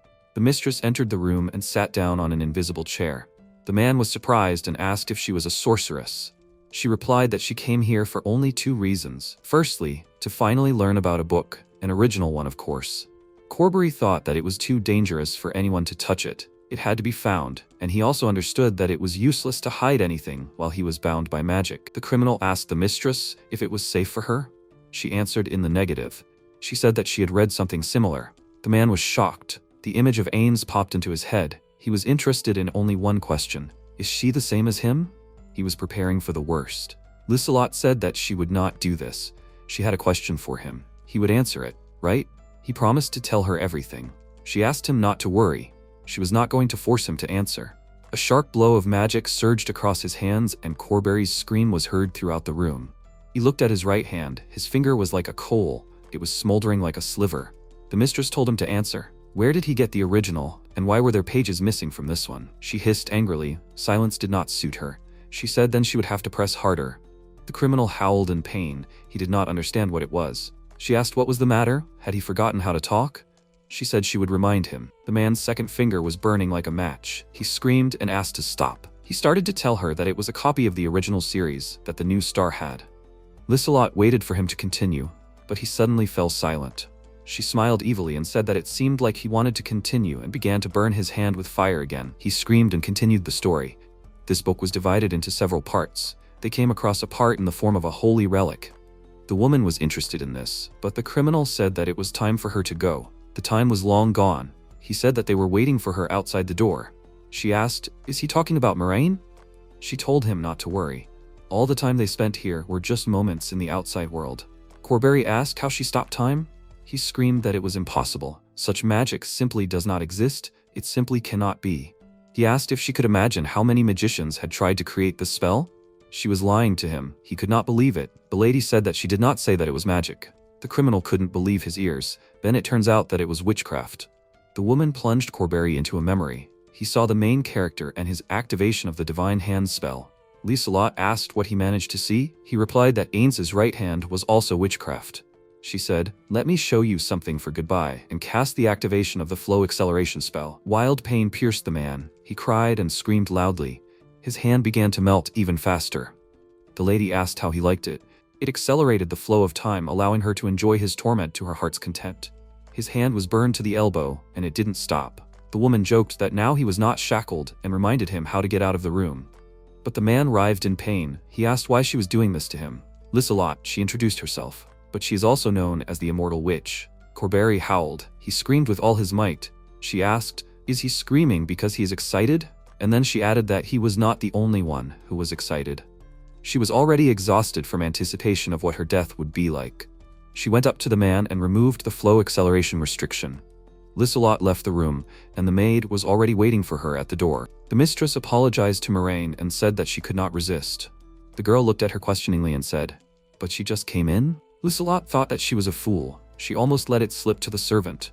She said that, in any case, she was finished and they were going back. Moraine answered positively. The mistress reasoned. She was wondering, what kind of liquid was he talking about? The maid looked towards the door and decided to see what was going on there. Lissellot thought, it turns out the criminal knew so much. Everything turned out to be so simple. In the complete darkness, Moraine made out Corberry's silhouette. He was still there in his shackles. Meanwhile, Rika and Ains returned home. She happily ran to meet her father. Kansas was glad to see her back. He asked how the exam went. The guys hadn't had time to answer yet. The man suggested that they have dinner first.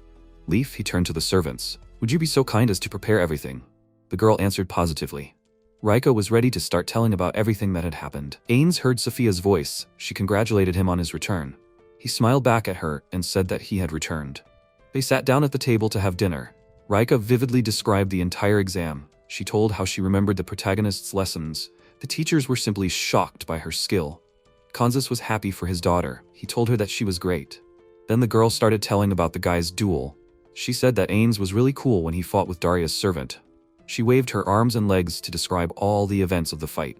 Leaf reprimanded the lady because she was at the table. Rika finished her story by saying that they were great in trusting this impudent guy. Sophia got angry when she heard this.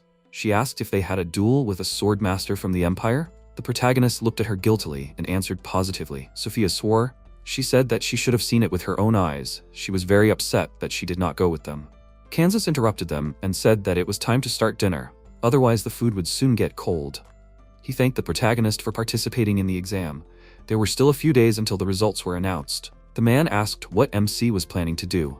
He shrugged and replied that he had not thought about it yet. Kansas asked Ains what was the king's throne. He replied that it emitted a very strange, frightening aura. He wanted to check it out, but he was not allowed. The man said that he would ask His Majesty about checking the throne if the protagonist was willing to wait a little. He answered positively, because there was no need to rush in this matter. The protagonist clarified his plans. He said that he had already explored the entire center of the kingdom. Now he was thinking of heading west. Kansas warned him there was a trading district in the west. He needed to be careful there. Sophia said that she would accompany the master. The protagonist said that if she wanted, she could go with him. He asked Reich if she would go with them. The girl answered negatively. She had already promised to meet with Kirsha. MC asked, so they would go together? He said that he felt uneasy. Sophia told him not to worry. She would protect him from any threat. The protagonist thought that she was the one causing most of the threats. After finishing dinner, the protagonist told Mr. Kansas that he had to leave the dining room. The man nodded and wished him good night. Ains wished everyone good night and went to his room. Rika asked Sophia if she had gone shopping today. Had she bought anything? The girl answered positively. Rika pounced on her with hugs. She thanked her for that. Sophia said that she did not need to be thanked for that. Rika was looking forward to tomorrow to try on new things. The next morning, there was a knock on the protagonist's room. The maid Leaf apologized for disturbing him. She came to tell him that breakfast was ready. She asked Ains to hurry. The protagonist quickly got ready and left the room. He asked to forgive him for oversleeping. He asked if everyone had finished breakfast yet. Leaf answered positively. Mr. Kansas had left for business in the castle. Mrs. Rika had also left, and Mrs. Sophia was waiting in the dining room. The protagonist smiled. He said, "Is that so? She is still there." The servant giggled and said that a pleasant surprise awaits him. Ains did not understand what they were talking about. The door to the dining room opened and he entered. He wished Sophia good morning and apologized for the wait. The girl also wished him good morning. He looked at her. Sophia looked different than usual. She put on a beautiful dress, changed her hairstyle and let down her long hair. Protagonist could not find the words. She was completely different. He asked if it was her. The girl said that perhaps she looked strange. Maybe it just does not suit her. MC answered negatively. He said that it suits her very well. He said that she looks amazing, just like a real lady. Sophia said if he allows it, she would not like to take a sword with her. It might ruin the outfit. The protagonist answered positively. He said that they were going for a walk. Ains told her that in truth, she looks much better like this than in armor. The girl was very happy to hear these words from the gentleman. She thanked him for the compliment. The protagonist suggested not to waste time and go for a walk. The servant wished them a good journey. They went to the west of the kingdom. MC asked, "Is this the shopping district?" He said that it is much nicer here than in other areas of the city. Sophia agreed with this. Passers-by men paid attention to her. She asked why the gentleman wanted to go to this area. He answered that he needed to check something. She asked what exactly to check. He explained that yesterday at the academy during the exam, he saw many guys who were not from aristocratic families. These guys are not very rich to afford a tutor. He saw children who had magical abilities on par with the nobility. Sophia understood what he was talking about. She asked, did he want to know how these guys learned magic? Is there a magic teacher or a place where they are taught? The protagonist answered positively. But he is the first in this area and has no idea where to look. He suggested that they just take a walk at first. They had plenty of time. A few hours later, Ains was exhausted. He said that before they went, they should have found out at least some information from Mr. Kansas. Sophia asked if he wanted to go back. MC answered positively, but then remembered that there was a place where they hadn't been yet. The slums, a poor area where they were scared and unsafe to be. They walked forward and kept looking around. The girl said that the atmosphere here was completely different. When suddenly a voice was heard from somewhere to the side, which did not bode well. The guys came closer and saw how several guys were trying to take something from an unfamiliar girl. She was sitting on the ground and asking them to stop doing this and not take the last things she had left. The guys were yelling at her to shut her mouth and do as she was told. One of them said that they were still alive only because of their whim, and then he swung and kicked the girl with all his might. The rest of his company started shouting that she was in no position to demand anything. She should give everything she had. Then they pounced on her in a crowd. They started kicking her. They beat her mercilessly. Wounds covered her entire body. She asked for someone to help her. Ains and Sophia watched this scene in silence for a while. She couldn't take it anymore and rushed to help the strange girl. She shouted at these guys for these idiots to leave this girl alone. One of them asked who she was, her relative. He told her to mind her own business. Sophia replied that she was not her relative. She shouted that she didn't understand how they could beat a child so cruelly. They could have killed her. This guy told her that she didn't understand that they were only charging a fee to protect these scum. He said that they were living here illegally and were only polluting their city. If they had no money, there was no patronage. He said that if the government found out about them, they would immediately throw them in jail. And they, you could say, were showing mercy, and all they were asking for was a small fee for their silence. He kicked the girl again, and a pendant slipped out of her little hand. This guy picked it up from the ground and told his guys that it was time for them to go. Their brother was waiting for them. Sophia shouted at them to stay put. She wanted to get her sword, but remembered that she left it at home. The protagonist thought, the main thing is that Sophia doesn't act stupid. She turned to MC, hoping that he would help. The leader of this gang asked the protagonist, is he Sophia's friend? Then he looked at Ains's missing hand and said that he was lucky. They turned around and left. Sophia didn't understand why the master let them go so easily. She asked him, would they really let them go? The protagonist asked what they should do. The girl answered that he saw everything himself. We can't let these bandits go. He looked at the girl and said that it was cruel. She asked, "That's all. Why couldn't they help this girl?" The protagonist asked, "Did she want to help?" Sophia answered positively. She asked, "Didn't he feel the same?" He answered negatively and said that there was no point. The girl asked why. He asked, "Why should they only help this girl? There are many people around in a similar situation." Sophia couldn't find the words. She was bitter to hear this. Ains said, since they had already interfered in this, he would heal her wounds. That way, at least she would wake up without pain. He gave the girl a potion and told Sophia that it was time for them to go. She responded positively. The girl woke up and thanked them. She shouted for them not to rush to leave. The girl turned around. The little girl was crying and asking for help to return her pendant. It was a keepsake from her mother, and those bandits already had a treasure. The protagonist told Sophia not to interfere. He turned to the girl and said that they could not help her. She needed to ask others for help. Ains asked the child why she didn't return it herself. The girl pursed her lips, and before she could answer, the protagonist asked, "It was impossible for her, right?" He asked why they should help her, and why would they risk themselves for her.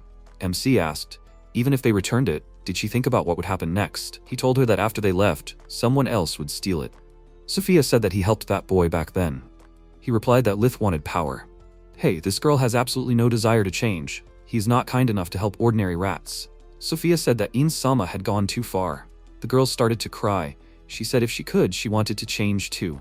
She burst into tears and fell to the ground. The protagonist asked the girl what treasure she was talking about. Sophia suggested that it could be a relic. The protagonist asked what it was. The girl explained that these were items, such as a sword, a pendant, or a book, that could create magic. Such items were usually found on royalty or famous heroes. He asked if she had any records of relics. The girl answered positively. She was sure that there would be information about famous original books or the remains of saints. The protagonist asked again about this. Where had he heard this before? Sophia said that there were only 2 saints in their territory. They were known as Mr. Evan and Miss Silica. The girl finished speaking and covered her mouth with her hand. What did she do? Why did Ains say that? He heard this. The main character turned to Sophia and asked, "Evan and Silica? Did she really mean to say that they were dead?" Sophia confirmed this, and he asked how much time had passed since then. She hesitated and couldn't answer. But when he pressed her, she admitted that they had died 2,000 years ago. The protagonist simply couldn't believe it. He considered it for a few seconds, and then his body shook, and he began to laugh. Sophia called out to him, but now everything became clear to him. Now he understood why everything had changed so much. But why did it happen? Was time distorted in that forest? If it wasn't magic or witchcraft, then who, when, and what? Was it really in a place that only he could know about? Sophia interrupted him and apologized. She thought he was upset, so she decided to tell him when he was ready. He stared at her and asked again, "Ready? This changes everything. The world has become so colorful. He wants to know this magic and get it." She doesn't understand why he's happy. At this time, the girl sitting on the ground muttered that it was her mother who was an outstanding sorceress. She only had memories left, but if she had magic, she would be able to. Ains turned to her and asked her what her name was. She introduced herself as Shiala, and he said that he could give her the knowledge she needed. He swears on his name Ains Silvet that he will fulfill his promise, but still he has a condition. She must answer a few of his questions. What is she going to do when she gets magic? She will return her mother's memento pendant and also make them apologize to her. He continued to clarify, and she said that she wants them to suffer like she did. Ains was already tired of this and asked if she could just say it straight out. She understands everything perfectly well. Shiala gained confidence and said that she wants to kill them. MC agreed to grant her the power she desired, but Sophia called out to him and asked him to think again. He looked at her reproachfully and ordered her not to disturb him while he was working. He wouldn't say it twice. She was afraid of his anger and asked for forgiveness. The protagonist continued. What would Shiala do after she killed those guys? She would leave the slums, but he immediately replied that when she became strong, everyone would cling to her. What would she do then? Shiala was already tired of his torture and said that she would help them. MC immediately asked, why would she help them? They didn't even think of helping her. The people from the slums watched this, and the girl couldn't answer him. Ains asked, what did they do when her mother was dying? The slum dwellers constantly asked her mother for help, and she never refused them. However, they left her to die. Does she really want to remain a small rat whose life is worth nothing? Shiala screamed no. Can he see right through her heart? Ains asked, so let her answer. Why does she need magic? At the same time, the bandits called out to her. It turns out their little sister was here all this time. The three men envied the protagonist. He was really lucky to have managed to find such a beauty. They decided to just kill him and have fun with the girl. While they were deciding who would be first, Sophia thought, if only she had a sword. Ains was clearly not in the mood, and turning to them, immobilized the bandits in a split second. While everyone was shocked, he turned to Shiala and asked, so what will be her answer? She said that she will definitely destroy this place and those people who used and abandoned her mother. MC's last question was, and finally, what would her mother want? Shiala answered, only she wants to kill all the rats that approach them. But she is sure that her mother would want her to just throw off her anger and leave this place. However, she will not back down. She will definitely kill them. The protagonist replied that they were done and activated the spell Divine Hand. He, Ains Silvetus, according to their contract, will grant her the power she desired so much. He put his hand on her head, and Shiala was shocked by this. He asked, did she get what she wanted? So let her show him the power she desired so much. Shiala became serious and activated the spell Will of the Black Flame. Flames were born right at her chest and moved to her hands. Just a small clot of fire turned into a huge explosion, creating ashes in place of the slums. Sophia was speechless from what was happening, and Ains said that now they will deal with these bandits. She agreed, but where should they go? He asked Shiala. She knows, right? Having received a positive answer, he ordered her to lead them there, and they will finish this today. So Teresh, walking through the slums, approached a house and opening the door, went inside. He was greeted joyfully, exclaiming, bro! He greeted everyone, and they replied, welcome back, bro. Settling down in a chair, he explained that he was not in the best of spirits, as some problems had arisen. Hearing that they had found a treasure, he asked them to tell him more about it. The bandits explained that they would collect the treasure the next day, and that they had been paid well for the job. Teresh remarked that it was not a bad job. They then suggested discussing the reward, and he assured them that they would be very happy. Someone exclaimed that they would celebrate today, and that Teresh was their best friend. They began to drink and laugh loudly. The next day, Teresh woke up with a headache. One of the bandits showed him the pendant, and he remarked that they had been drinking too much. In response, they wished him a good morning, although in fact it was already noon. He asked if this was the treasure, and they answered in the affirmative. Teresh said that the pendant looked like an ordinary trinket, and asked if it was really that valuable. One of the bandits replied that he had heard that it could generate magic power infinitely. Teresh asked, infinitely? He was told that, unlike magic stones that were obtained from monsters, this pendant would never run out. Taking it in his hand, he thought, if this is true, then it is now clear why magic is so thriving in this kingdom. But why does he have such a strange feeling? Then he extended his hand and asked for the pendant to be placed in the box, and decided to take a short nap. He was asked if he was going to sleep, or perhaps want to have breakfast. He asked what they were talking about, and was told that there was a girl, and if they caught her and sold her to slave traders, they could make a lot of money. He replied, okay, as long as they don't get caught, they don't want any trouble. If they do it quickly, they'll have fun too. He also said that all alcohol was forbidden to them. The bandits replied that he was being too cruel and asked how he could order them to work without booze. At that moment, the door opened and Shiala, Sophia, and Ains entered. The protagonist offered them coffee, and Sophia said that regular coffee wouldn't be enough, they should make it stronger. Everyone turned to them in confusion and asked, why are they here? Teresh jumped up from his seat and exclaimed furiously, Ains! The protagonist said, but he was yesterday's servant, and apologized for coming today as the wizard Ains Silvetus. Teresh asked in surprise, wizard? Isn't he a swordsman? What was the point of their duel then? Today, he won't get off with a draw. The protagonist replied that he was really annoyed by this man. Shiala exclaimed, pointing at one of the bandits, there it is, Mom's pendant. The pendant was in the hands of one of the bandits, and he was scared. The main character realized that this was the very same relic. He told Shiala to focus on the goal, promising that he would return the pendant. One of the bandits took the sword and asked what she would do to him. They would disembowel them and feed them to the pigs. Shiala used magic, activation, the Will of the Black Flame spell. One of the bandits began to burn, screaming in pain, and soon died. The other bandits and Teresh were confused and asked what was happening. Meanwhile, the house began to burn, and they asked what was happening. The protagonist turned to Sophia and said that if they wanted Shiala not to die, they needed to help her. He thinks that it will not be easy, because the pendant must not fall into Shiala's hands, so Sophia must be nearby. Sophia asked, what? The protagonist turned to Teresh again and said that he really got on his nerves yesterday. He offered to not interfere with Shiala and change the place so that he could deal with him personally. Teresh agreed, saying that he would do as he wished. The protagonist offered to leave, and Teresh happily agreed. They left together. Sophia, turning to Shiala, said that she found a sword and they could defeat the bandits together. However, Shiala replied, no, they are her target, and she must destroy them. One of the bandits, holding a sword in his hands, said that he is not afraid of fire magic because his sword is made of iron, and even if she uses fire, he only gets burned. He began to strike, but suddenly the sword began to evaporate. The bandit looked at this in bewilderment and screamed. Shiala said that her magic burns not only iron, but also flesh. The bandit began to scream in pain and beg for mercy because his body began to burn. Shiala said, eyes, and at that moment a powerful aura filled his eyes, thereby destroying it. Sophia and the other bandits were horrified, not understanding what was happening. Then Shiala added that she did not want to kill them, but it was good that she changed her mind. They would all be consumed by her flames. Meanwhile, Tarish and the protagonist stood opposite each other. The protagonist said that they had already fought yesterday, and as far as he remembered, Tarish could not do anything.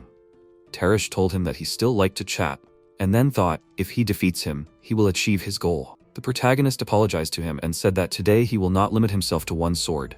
He used silent time dilation magic, and Tarish froze in place. The protagonist added that this spell dulls the target's perception of time. Of course, he would like to stop all time, but unfortunately, such magic does not exist in this world. He created a sword for himself with magic, took it in his hand, and then asked, will he have time to realize what happened when he gets there? The protagonist slowly walked up to him and said that he was sorry, pulled out his sword and asked, is that all? Tarish said, damn, his magic is really raging, and struck. The protagonist dodged and said in surprise, it seems that he not only has a strong body, but also a strong mind. Tarish shouted that he has godlike power and ran at the protagonist. He tried to attack, but the protagonist dodged again and yawned, this gesture indicating that he was too weak for him. Tarish then shouted that he had the courage to use third-rate magic against him. He furiously shouted, fool, and tried to make another attack, but he failed again. The protagonist dodged. Then the protagonist attacked him with magic, and Tarish somehow managed to defend himself. He was not very good at keeping track of him. The protagonist injured his arm, but Tarish did not pay attention to this, and said that this is why divine power is the perfect spell to counter magicians. He tried to make another attack, after which he flew to the side. He looked at his injured arm and said, damn. The protagonist thought, divine power is clearly not ordinary magic. There are definitely other spells like this in the Empire. He wants to know everything, and activated the Shadow Actor spell. He was stunned and exclaimed, divine art of 3 movements. The protagonist attacked him and injured his leg. Tarish, amazed, asked where he knew the techniques of fencing and who taught him this mysterious technique. The protagonist replied that now he understands, they call it divine art. He stood in front of him and thrust his sword into the ground. Tarish could not believe that this man had divine techniques in addition to magic. He asked who he was and how he had mastered such complex techniques, since Tarish himself could not achieve such a level of mastery. The protagonist suggested that in an empire where magic was despised, people usually only practiced the art of fencing. However, Tarish laughed and said that even magicians could use divine techniques. He said that he could not defeat the man without the help of divine art, so he came here to learn magic. But even that was beyond his power. All he could do was follow the path of the sword. Tarish knelt down and admitted that he was no match for this man. The protagonist noticed that he seemed to be in trouble and asked his name. Tarish replied that his name was Tarish, but the protagonist would most likely not remember that name. The protagonist added that he was not a wizard, but a sorcerer named Ains Silvetus. Tarish suggested ending the conversation and getting it over with. However, the protagonist replied that he was curious about something and did not want to kill him. He was afraid that if he killed him, he would begin to doubt his humanity. Tarish asked, humanity? The protagonist used remove the seal of the eyes of the cursed, and Tarish stared at him in confusion. The protagonist hovered above him in the air and said, so that's it? Tarish asked what he was. The protagonist ordered Tarish to pick up his sword and answer his questions. Tarish, still confused, picked up the sword. Ains used mirror image, and there were 3 of him. Tarish, looking at this, said divine art, true triple step. He then laughed and asked if the protagonist was joking. The protagonist said that if Tarish wanted to know the secrets of the divine art, he should answer his questions. He added that he would grant him the necessary knowledge and attacked. Tarish declared that he could not defeat him, but it would be fun, and swung his sword. His blade whistled, cutting through the air. Meanwhile, Sophia, standing in bewilderment, looked at the dead and said that this was the end. Shiala approached the last 2 bandits, who, in fear, asked her not to come closer. She said that they were the only ones left, and they began to beg for mercy. Sophia remembered the words of the protagonist that she should be nearby, because Shiala should not get the pendant. Shiala, stretching out her hand, released flames. The bandits, sobbing, begged for mercy. She asked to spare them? Did they show mercy to her when she herself needed it? One of the bandits instantly burned in flames. The survivor pointed his sword at her, but then threw it on the ground, and putting his hand in his pocket, pulled out the pendant. He knelt down and, stretching his hands forward, handed her the pendant. Shiala stood looking at it, then came closer and was about to take it in her hands. But at that moment, Sophia stopped her, asking her not to touch the pendant. Shiala asked why she couldn't take it. Did Sophia really decide to stand in her way? Did she really become her enemy too? Sophia, holding the sword in her hands, pulled it forward and said that she didn't want to kill her. Shiala asked why she thought she could do it. Shiala confidently stated that even if Sophia became her enemy, she would simply burn her. Then she turned around abruptly and extended her hand to the pendant. Sophia was perplexed. She rushed after her and shouted, "Stop!" But Shiala replied that she would not die as long as the black flame protected her. She took the pendant in her hand, brought it closer and began to examine it carefully. Suddenly, out of nowhere, a huge creature appeared, stretched out its hand from the sky and said, "She broke the law of this world. The imposition of the seal, the sentence is carried out." The creature took the girl's soul. Sophia asked in confusion what was happening. The girl began to fall, but Sophia caught her. She sat and held her in her arms. She was saddened that she could not stop her. At that moment, the protagonist appeared and apologized for the delay. He approached Sophia and she asked for forgiveness, to which he replied that she was not to blame for what happened. Sooner or later it would have happened, because the only ones protected from punishment are sorcerers. Shiala was overtaken by the divine seal. Sophia asked if he knew that this would happen. The protagonist answered, no, but she was the first to master the black flame. The protagonist continued that the source of black magic is the sincere desire of a person. However, no one had ever shown such a strong desire to master the magic of the black flame, and it seemed that the price for such powerful magic was also high. After all, he himself had not yet fully mastered the sorcery of the black flame. Therefore, she paid such a high price. It was to be expected. Then, Sophia raised her head and looked at the protagonist. She turned to him, but he interrupted her and continued talking. He said that people who broke the laws of the universe cannot even be mourned after death. Their bodies turn into fragments of light that dissolve in space. If you think about it, this is quite a good death. Along with the light, all the bad memories will go away. And at that moment, the girl began to dissolve into thin air. The protagonist said that her end was now definitely worthy of her life. He wished her to sleep peacefully and hoped that she would be happy in the next life. Then the protagonist turned to Sophia and said that it was time for them to return. Sophia happily stood up and said that they still hadn't found the magic school where they teach children. She asked him if they should continue searching tomorrow. They walked down a dark street and talked. The protagonist said that today was a stressful day, and Sophia agreed with him. Then she asked, wasn't that girl involved in that fire? The protagonist answered that she wasn't. The protagonist was holding a pendant in his hand, and Sophia asked if it was that pendant. MC said that the pendant was given to him by Shiala, a girl from the slums. Sophia asked, what? Shiala?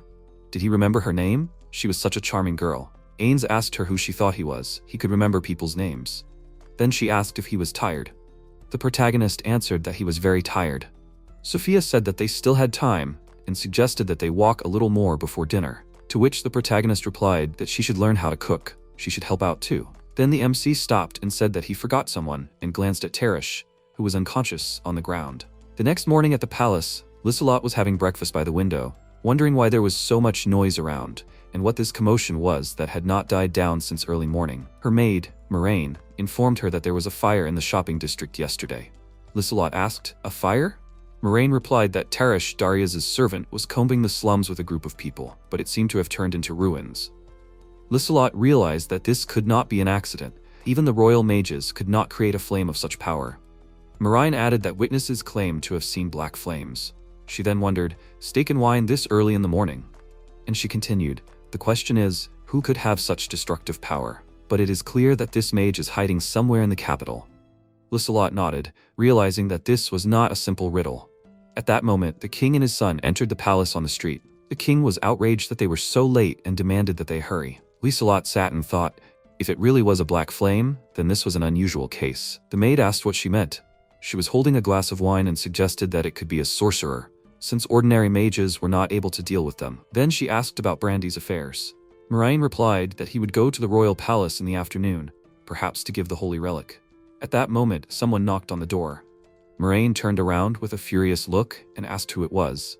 The king came in, asked for forgiveness, and said he wanted to talk to Lissellot. The maid felt very ashamed. She greeted him and said she was very sorry. The king said it was okay and she could go. His son was standing next to him and he was embarrassed. He said good morning to Lissellot and she asked what was the matter.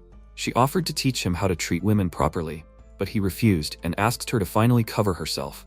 Lissellot asked why he was angry. She just wanted his first time to go right. The king said he would not allow his son to have his first time with such an old woman. She asked if he wanted to die. Then he asked if he could first ask that the black flame was not magic but witchcraft. She answered, true, but he need not worry. The magician who used this flame is no longer in this world. His son asked what she was talking about. Lissellot explained that there were certain restrictions for sorcerers, and the black flame was one of them. If a sorcerer broke this rule, then only death awaited him. This sorcerer had already received his punishment. Moraine offered them to sit down, but the king told her to leave them and asked them to leave. She left, closing the door behind her, and the king and his son sat down at the table. Lissellot said that, as far as she knew, Ains did not possess such magic. As for his assistant too. In other words, this was a new sorcerer, although rare, but it is possible. Surely Ains is capable of this too. However, the relic is able to affect the restriction of the black flame. And so Marquise Kansas decided to bring them the relic. This is a clear discrepancy. In other words, the protagonist created a new sorcerer. There is no doubt. The king replied that he understood. Lissellot asked a question. Why doesn't he just call Ains and ask him directly? The king replied that they shouldn't do that, otherwise their captain wouldn't calm down. But since she said that the sorcerer was no longer there was nothing to worry about. Lissellot said that now it was to his death, but the king interrupted her and said that the issue between the Brandy and Sobey houses needed to be resolved. She exclaimed, "They're at it again, and what happened this time?" The king said that MC had made Teresh, who served in the Sobey house, his servant. He grabbed his head and said that they were nothing but trouble. Lissellot asked in surprise, "Made him a servant?" First, Sophia said that she was his faithful servant. Now Teresh too. Harold said that the Sobey family was preparing to go to court. Then he added that he didn't understand why he made him a servant, and his father said that he didn't understand it either. Lissellot asked them to shut up and listen to her. If they thought and took her words, no matter who, just people or anyone else, or even the entire country, might not survive the night. The king said he understood, but how to explain it to Sobey's family? Lissellot said that if they did not calm down, then they should just shut them up. He hoped that she would help him. She said that she would only leave her signature, the rest was up to him. The king asked for forgiveness and thanked her for help. She asked, "Can she kill him now?" The king left abruptly. Harold apologized. Then Lissellot asked him to keep an eye on Kirsch. If he fails, she might accidentally end up in the middle of a storm. He replied that he understood her and left. Then Moraine came. Lissellot asked her if she knew about the holy relic. She replied that she knew. They were often owned by royalty or heroes. However, she heard that the relic that Marquise Brandy would bring was not well known. Unlike magic stones, it could endlessly generate mana. Lissellot asked her if she knew why relics could do that. She replied, "No. Perhaps because a great person owned it in ancient times, or because of the will of higher powers." Lissellot said that it was related to those who could not leave anything behind in this world. After their death, a piece of their soul remains in the world, such as heroes mired in darkness, or kings who were greedy as hell, malice. People who have gone mad with blood. Although it had a beautiful name, it was essentially madness and cruelty. He had probably succumbed to this madness inside the relic. She asked him to be careful. Then she continued that when wielding the black flames, one should not shed tears.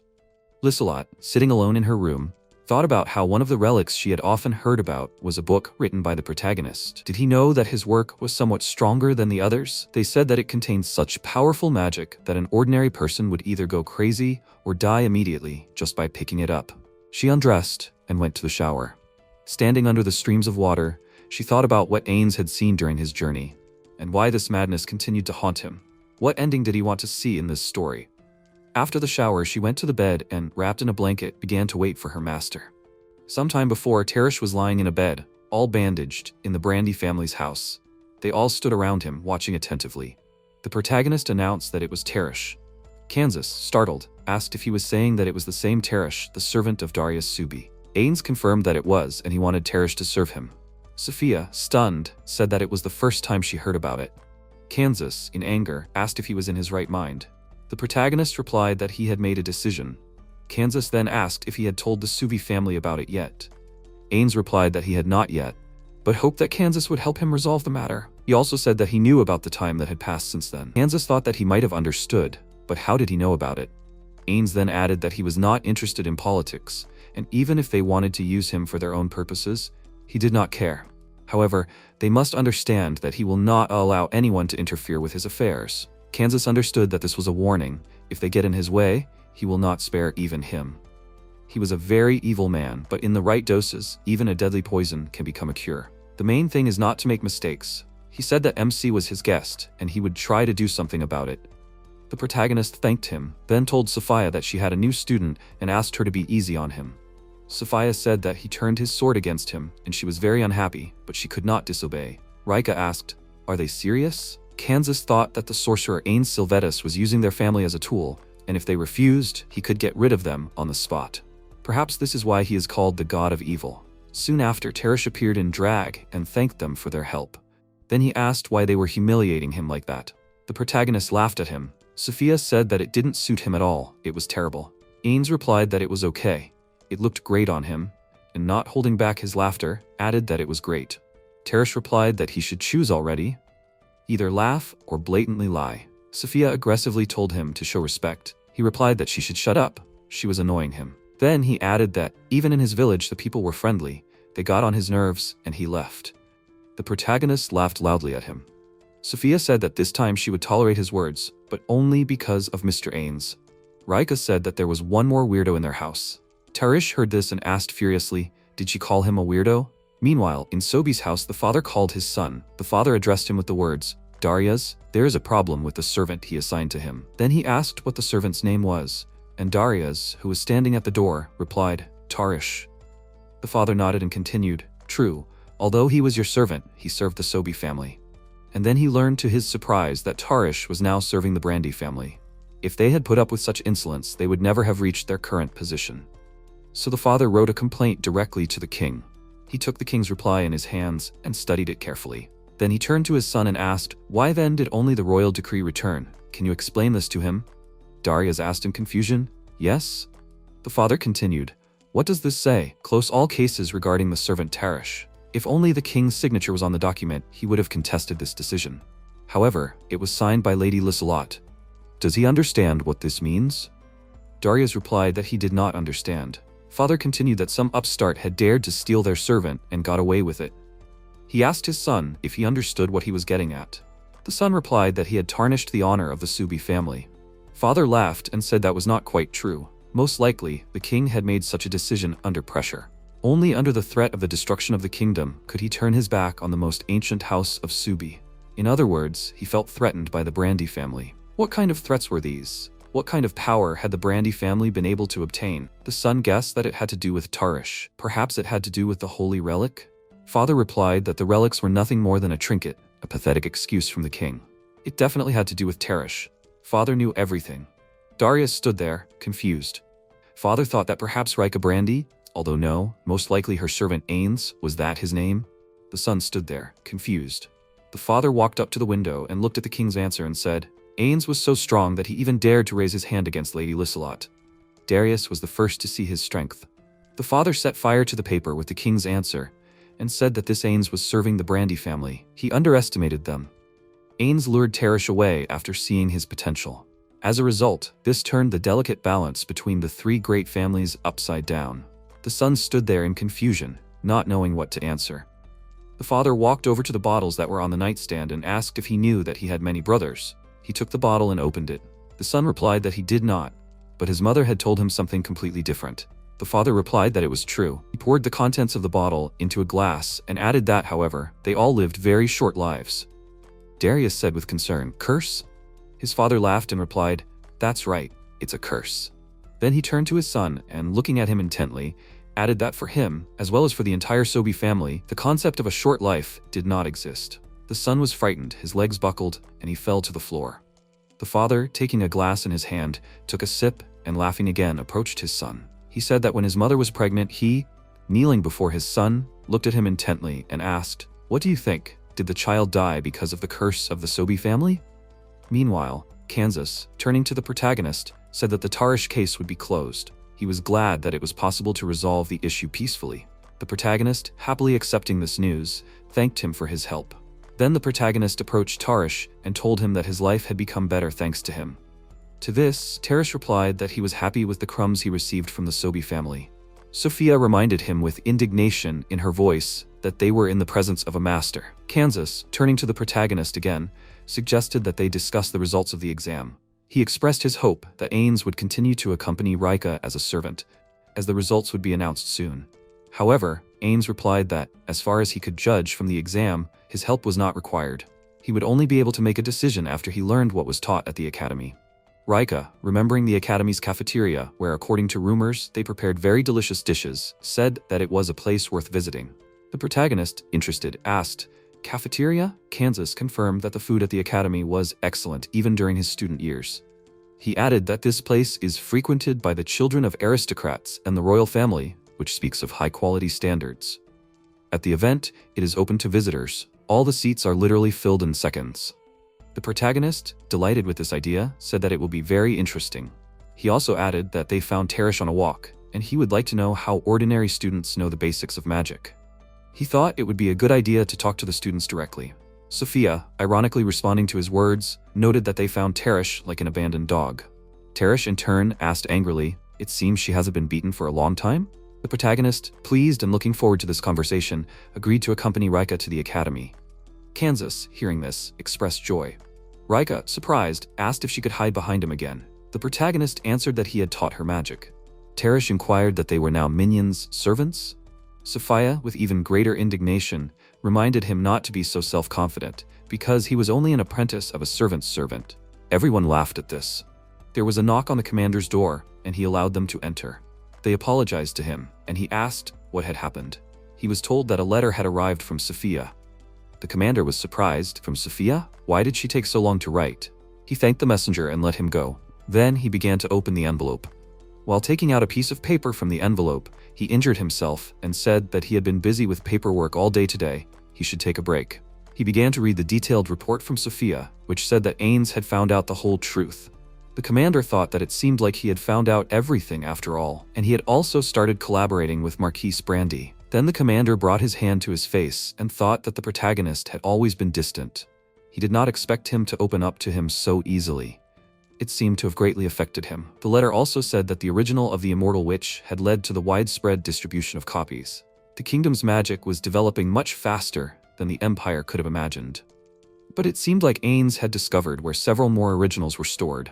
Marquise Brandy had allied himself with Ains, which opened up many paths for him to develop politically. The commander thought that the balance of power had clearly been upset. He wondered what move the head of the Subi family would make. He hoped that they were not going to declare war on Ains-sama. It seemed that many events were awaiting them soon. The royal family and the immortal witch Lissellot, the unknown darkness of the Subi family, and the greatest wizard Ains Silvetus, who had allied himself with the Brandy family. These were the three greatest powers in the kingdom right now. A real storm was about to hit the kingdom very soon.